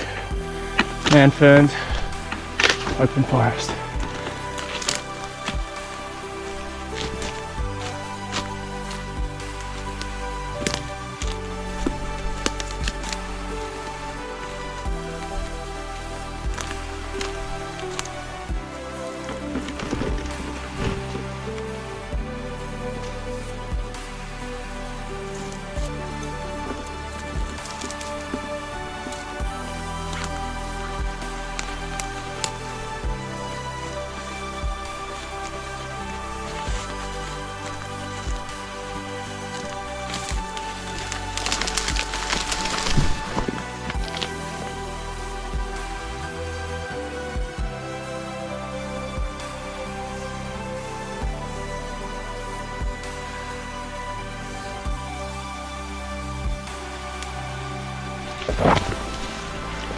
unfortunately this is it for the forest. I've got to drop down into the plains now, and I'm gonna have to wear it for a couple of Ks. Fully aware of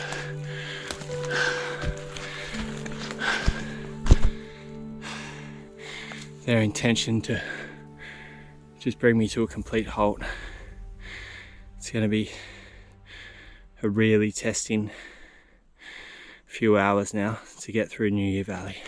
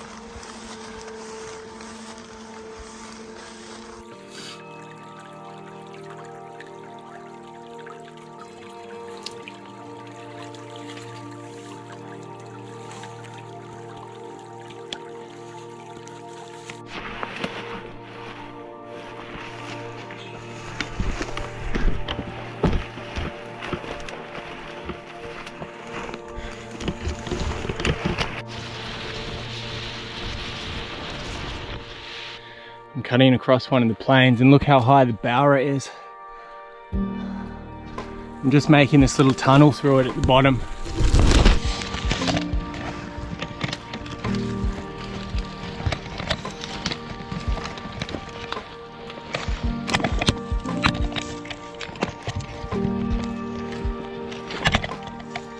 Triple head high Bowra, most evil kind. Look at the masses of Bowra that I just made my way through. So much energy to do it. There's a slight clearing on the oh man, I'm so wrecked. Day 6. I'm thinking I might climb O'Boyle's Sugarloaf and then cut across south and then drop into the Acheron, hopefully where it's like good forest, because in between here and there I'm not going to be able to do it in a day.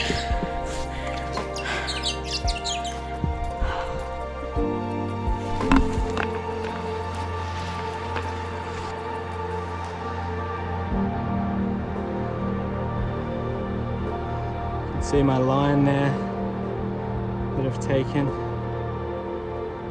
through the valleys up here. The view's getting pretty good.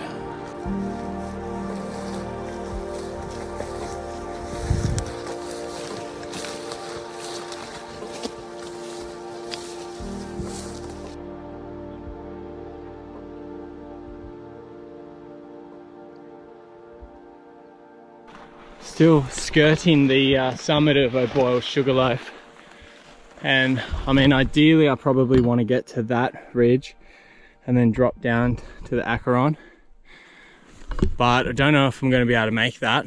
I'll have a better idea when I get around this corner what it kind of looks like, but it's all looking very thick apart from up the top on the ridge there, which is probably very similar to where I am, but it doesn't look it when you're standing here.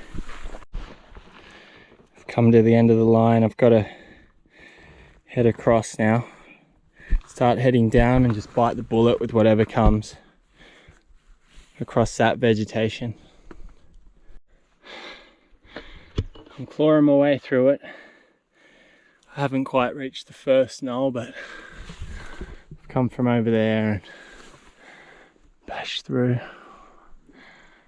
Stunning view though. If only I had more time to enjoy it. It's about 1:30 now, so I want to be at the glowworm forest by 4:30 at the latest.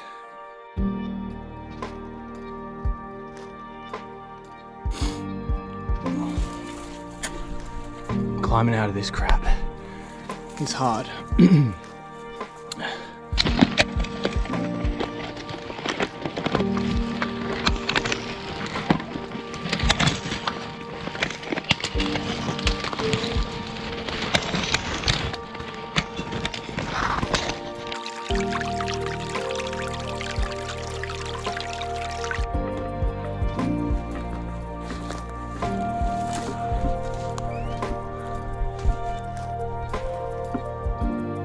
I think I've finally made it to the last little knoll with the scrub.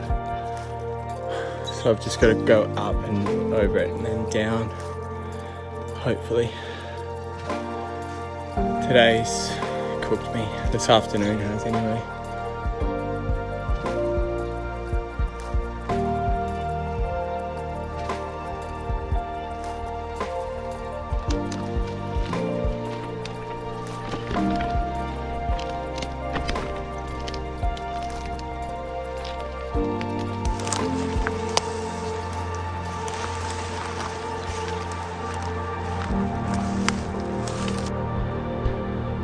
Here we go, breaking into the glowworm forest. I've got about 200 meters to go to the Acheron, and I can hear it. But I've just got to get through this last, probably hellish, like the rest of this afternoon's been, patch of scrub. And then I'm hoping that it's just human pines and open forest floor. But that never happens anyway, so. Or maybe once.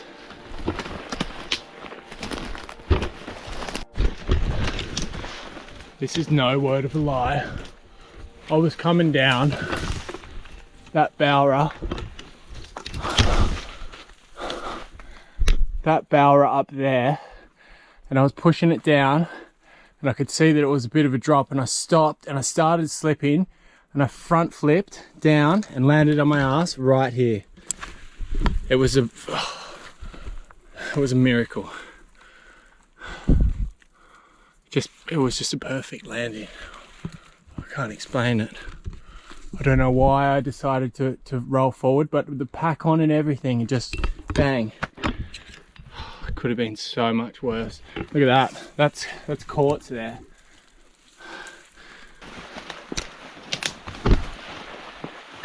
The Acheron.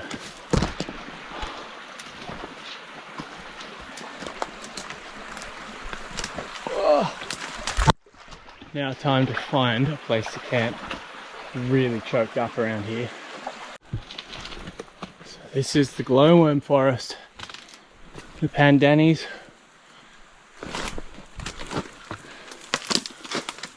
There's absolutely nowhere to camp around here though. So I've got to keep heading south.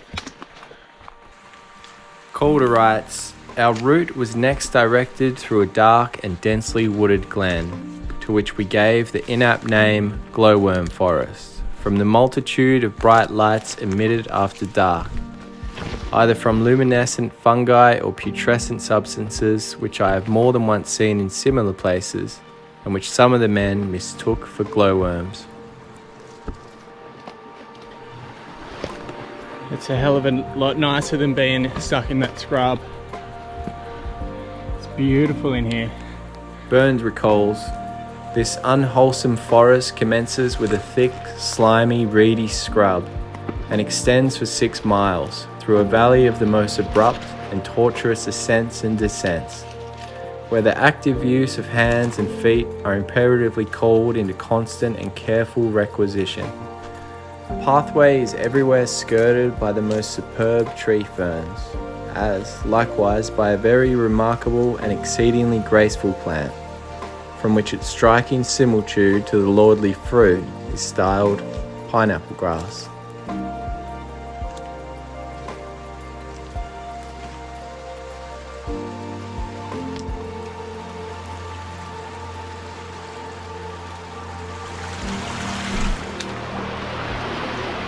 Oh look, it disappears. Must go underneath the rock. How's this for a lair?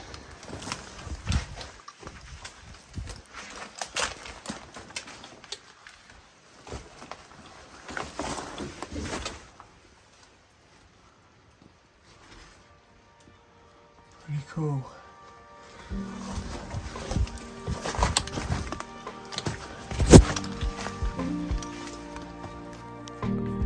Burn continues.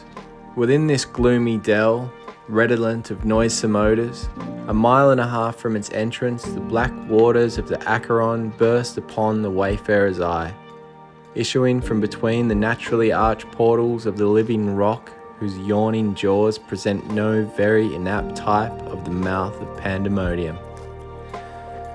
Whilst the dreary glen itself requires no great stretch of imagination to see an illustration of the Valley of the Shadow of Death.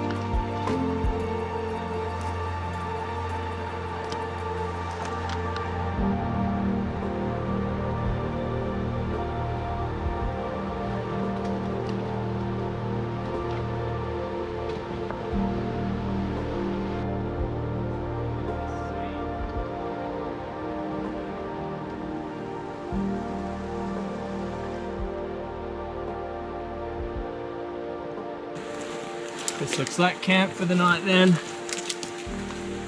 I've had it. 4:30. 7:30 till 4:30, what's that? 9 hours. With a heavy backpack. Through the worst scrub ever. No thanks.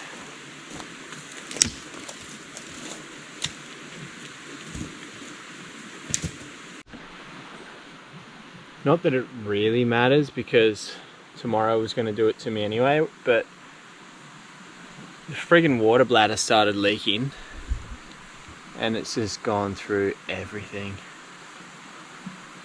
I've got my clothes in dry bags and my sleeping bag too, but the tent is just like so bad. It's going to be gross. They don't take long to start getting into your stuff and pretending that I don't see him.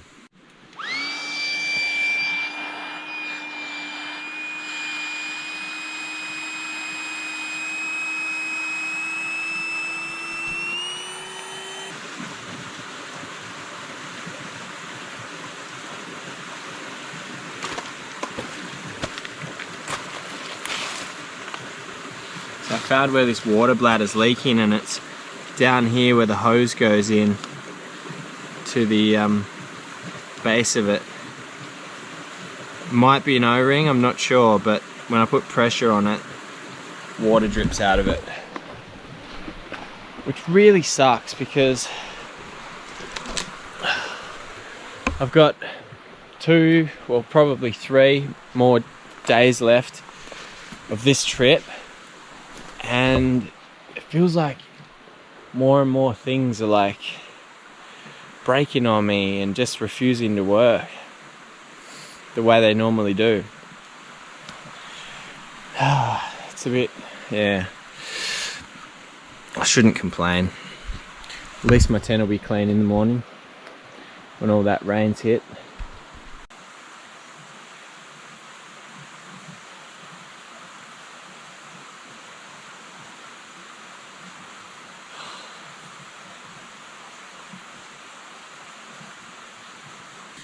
This will be my first meal of the day. I didn't have lunch today. I didn't have time to stop and cook or anything. I had a couple of Cliff Bars and that was it. But to be honest, I'm pretty happy with the result because I went through hell and I advanced a little bit closer to where I need to be. I didn't make it all the way to Whitehill Plain, but at least I'm only about 1 kilometre away from Pagoda Fall, which I'll hit tomorrow morning, and then I'll just keep pushing on. I just kind of blew my nose a bit and a freaking leech fell out. Can you believe that? And he was in my nose. Probably way too much info, but yeah, it's literally like in there, eaten away.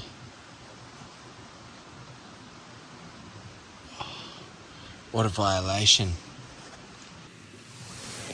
So I just switched my lamp off and I thought I'll see if any of this stuff glows, and it actually does right outside my tent. You're not going to be able to see it, but in that little pocket there underneath the root, and also in that little pocket over there underneath the root, it's like little stars that you can see.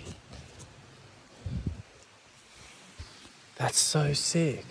I thought there's no way that, like, if I camp there I'll be able to see what they saw, but that's, yeah, it's exactly it. It glows. It's like very faint. It's almost so faint that you don't see it if you look directly at it, but you see it out of the corner of your eye. What the hell is that? That's huge. It wants in. Nothing's safe around here. It never is, it never was, and it never freaking will be. That is a monster. I'm so lucky that that fly screen's closed. Not even joking. Like, looking outside with my lamp off, I can see it's glowing. Like, all around. Like a little amphitheater. I wonder if I can do like a night lapse on the GoPro. I'll try that. Alright, I've got it on maximum ISO, maximum shutter speed. Please work.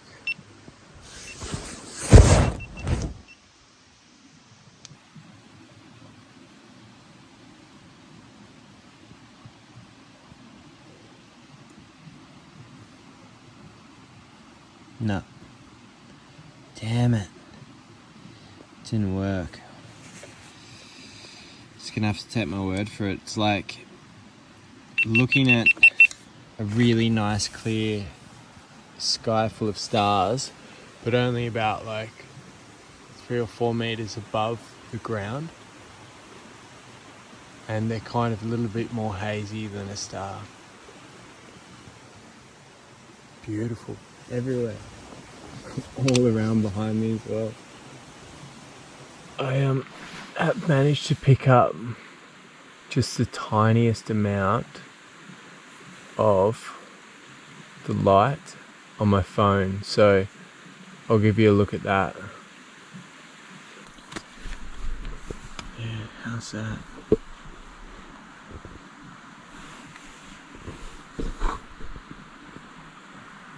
Still can't really see much, eh? I'll just put it on the screen. It's pretty cool though. Really friggin' cool. The glowworm forest, putting on an absolute show. There's hundreds of them out there.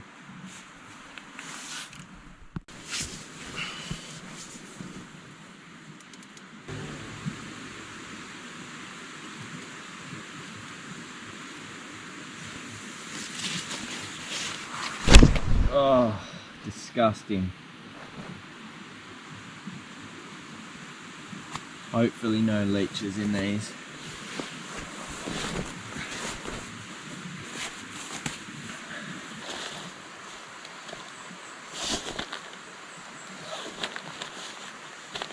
Okay, all packed up, ready to make tracks.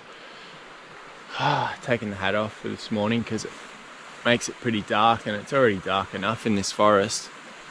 Can hardly see anything, and it's like 8 o'clock already, so time to get going. Valley of the Acheron was certainly living up to Calder's word, who said, "This ravine is always unpleasant, sometimes precipitous, and generally very muddy." I had a couple of kilometres to travel before I would come to the waterfall named after the 51st Foot King's Own Light Infantry, Mr. Bagot. These falls were reported by Calder to be about a 20-foot drop. Continuing my course southwards, I crossed and recrossed the Acheron several times. Anticipating the rain at any second, I took whatever shortcuts I could find, cutting across its many twists and turns. When I reached the top of the falls, I noticed some handrails leading down its slippery walls that Byrne had written about. Using them to guide myself down the steep slope, I found myself at the base. And he goes on to say, as we gazed upwards at spray dashed in our faces, the tops of the gigantic myrtles tier over tier for hundreds of feet, closing the glen, excluding the gladsome day, deepening the perpetual gloom and enhancing the dreary wildness of the sunless depth.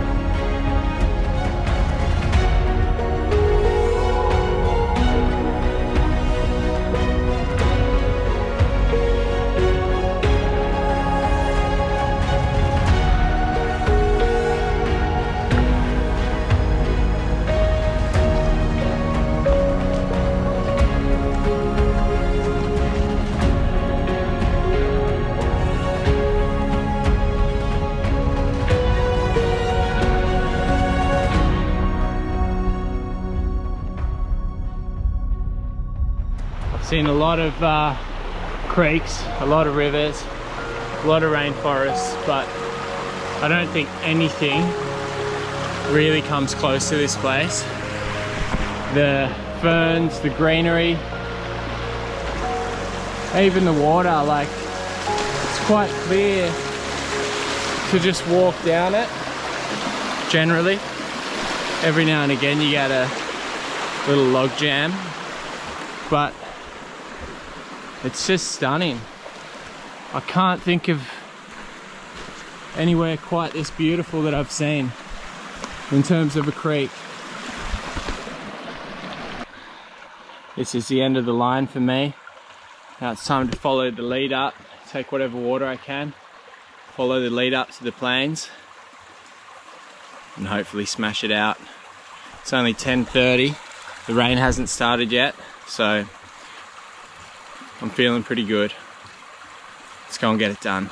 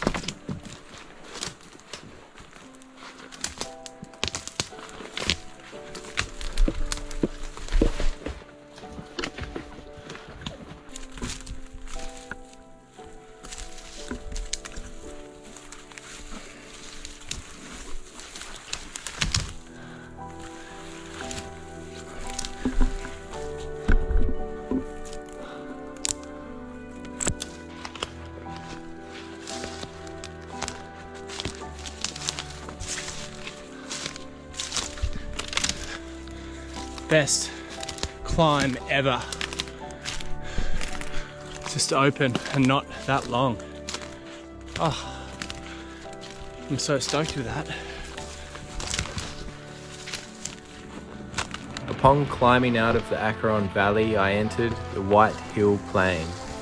Calder recalls, emerging from the forest at about 6 miles from the point where we entered it, we crossed another sterile plain of about 1,500 acres, composed of the very poorest of grey sands and quartz pebbles. It produces neither a blade of grass nor other useful herbage. Here comes the rain.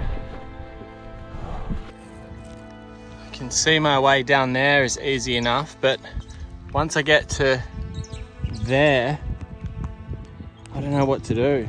Over that is okay, but it's not great. It's not like this.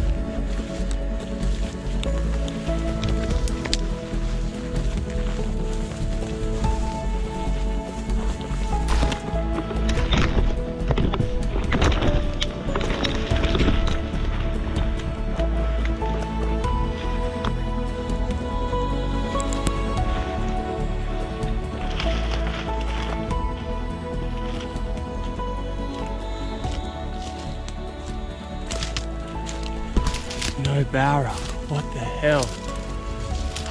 It's heaven.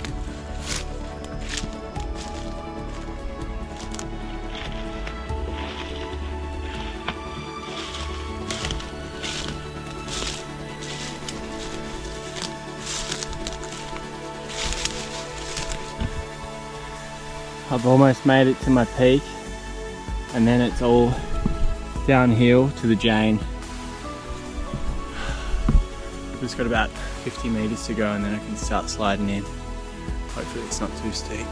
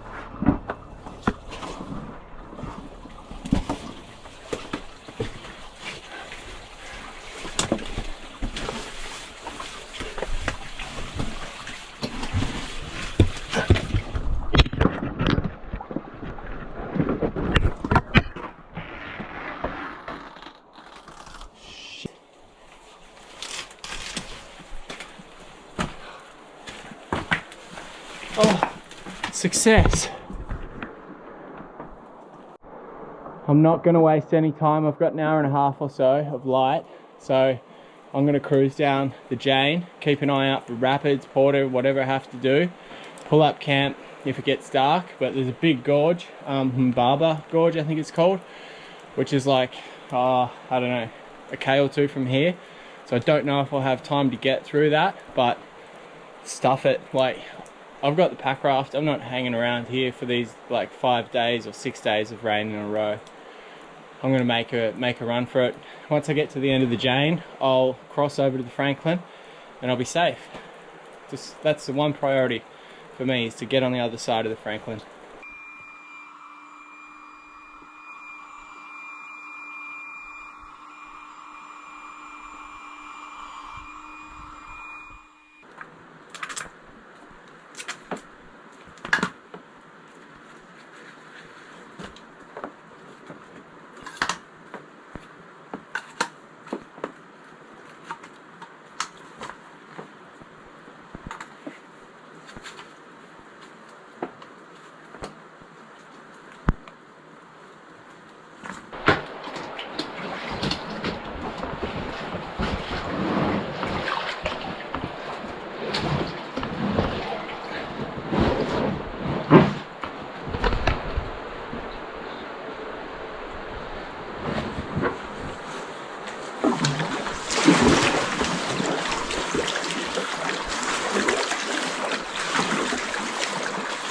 Alright, we're doing it. The pack raft are part of the Jane.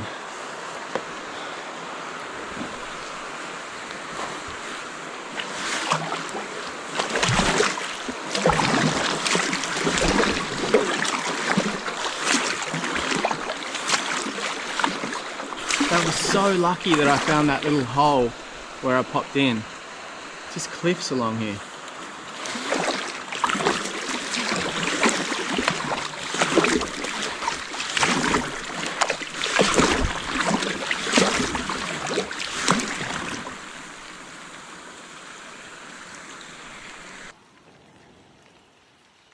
Very stunning scenery. Unfortunately, I can't do a heap of filming. That gives you an idea.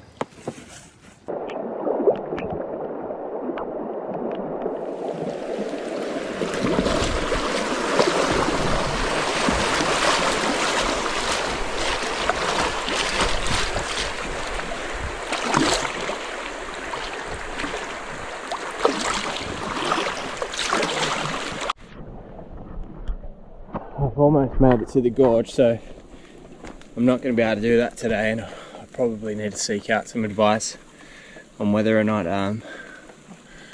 how to go around it, because I reckon it seems like pretty deep water, and I reckon there's a lot of pretty gnarly rapids. So I'm going to send out a satellite message when I get set up and see what the deal is with it. But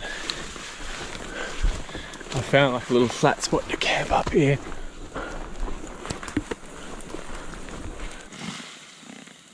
Oh, yuck.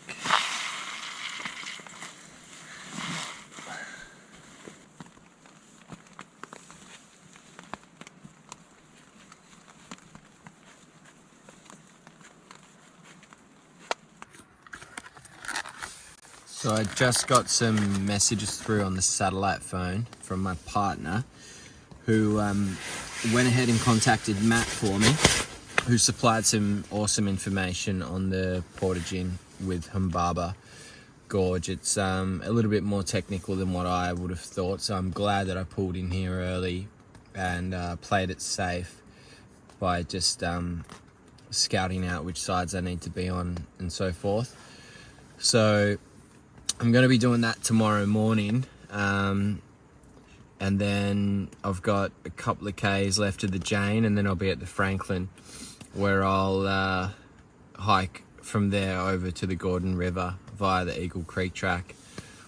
I was originally going to do the Pig Trough and then the Western Plains, but it's probably going to take me like another 2 days to do that, and the weather's turned to shit, so I don't see any point in trying to drag it out any longer, just for the sake of the authenticity of this whole thing. I feel like my safety is the number one priority, and I've had a fair crack at it, and yeah, it's time to get home, I think. Good morning, guys. It's hard to get up this morning, I tell ya. It's been raining like this for the last couple of hours. And I've got wet clothes to put on. Not even wet, they're absolutely drenched. Drenched pants, drenched thermal, drenched jacket, drenched socks, drenched gloves, drenched hat.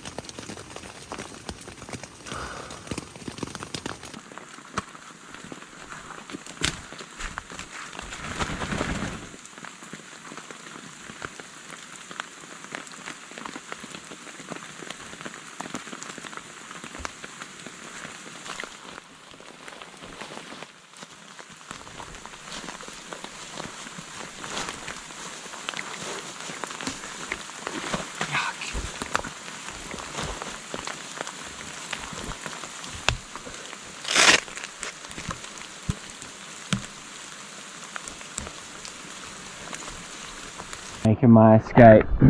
Goodbye campsite. Hello Jane again.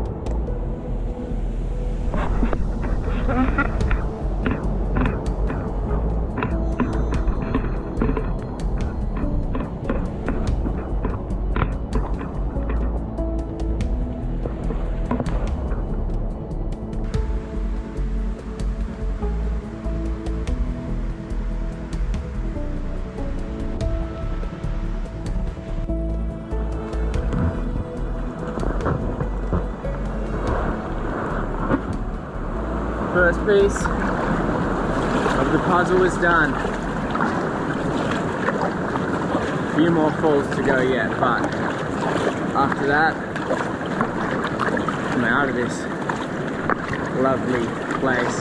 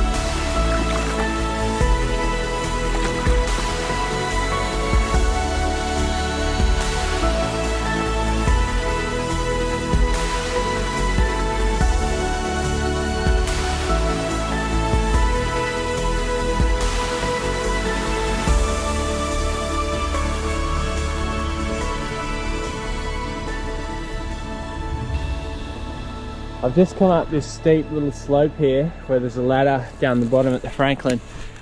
I was trying to find where I started my Franklin trip at the end of Eagle Creek Track last time, and I couldn't find it. So I think it might be further up, but I've come up here because the ladder was there. I know it's not past Flat Island, and I thought it was just after the little rapids up there, but I had a pretty good look. Anyway, there's plenty of tracks around here, so I'll follow the river frontage and hopefully then I'll come across it. So I just got to pack all this up and then start. It's like 12 o'clock, so I doubt I'll be able to make to the other side, but hopefully I can get like halfway or something today.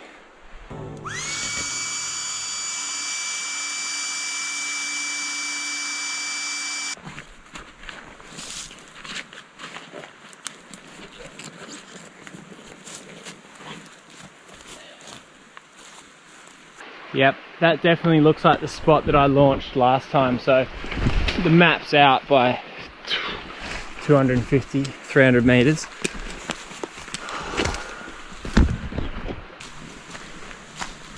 It's just blue markers. That might help. Definitely. I don't think they were here last time. Oh yeah, there's that buzzacoff thing. Really cool bit of history with this thing, guys. That thing was actually the first bit of machinery that the Huon Piners ever used. I believe Gordon Abel wrote about it in one of his books.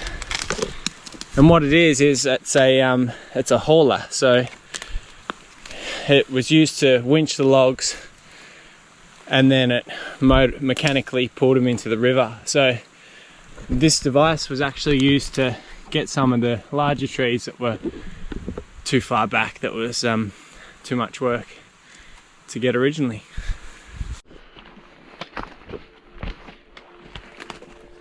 I couldn't help but feel nostalgic walking through here. Only 2 years ago had I come through from the Gordon River on my first ever pack rafting trip. Back then, everything was so unknown to me. I don't know what this is. Buzzacoff. Ah, maybe it's an old sawmill thing. Who knows? The bush has taught me so much since then. Every trip bringing countless memories of amazement, wonder, triumph and defeat. Home stretch. Counting down the K's now. If you told me 2 years ago that I'd be walking this track from the other way, starting at Lake St Clair, I would have never believed you. The track, it took him a couple of years to cut it. This is actually only the tail end of, I think it's about 140 k's or something. It was from Lake St Clair to the Gordon River, and all of it, bar the Gordon River to the Franklin, has been swallowed up. This is the last remaining part of the track, so I'm privileged to actually walk along and experience it.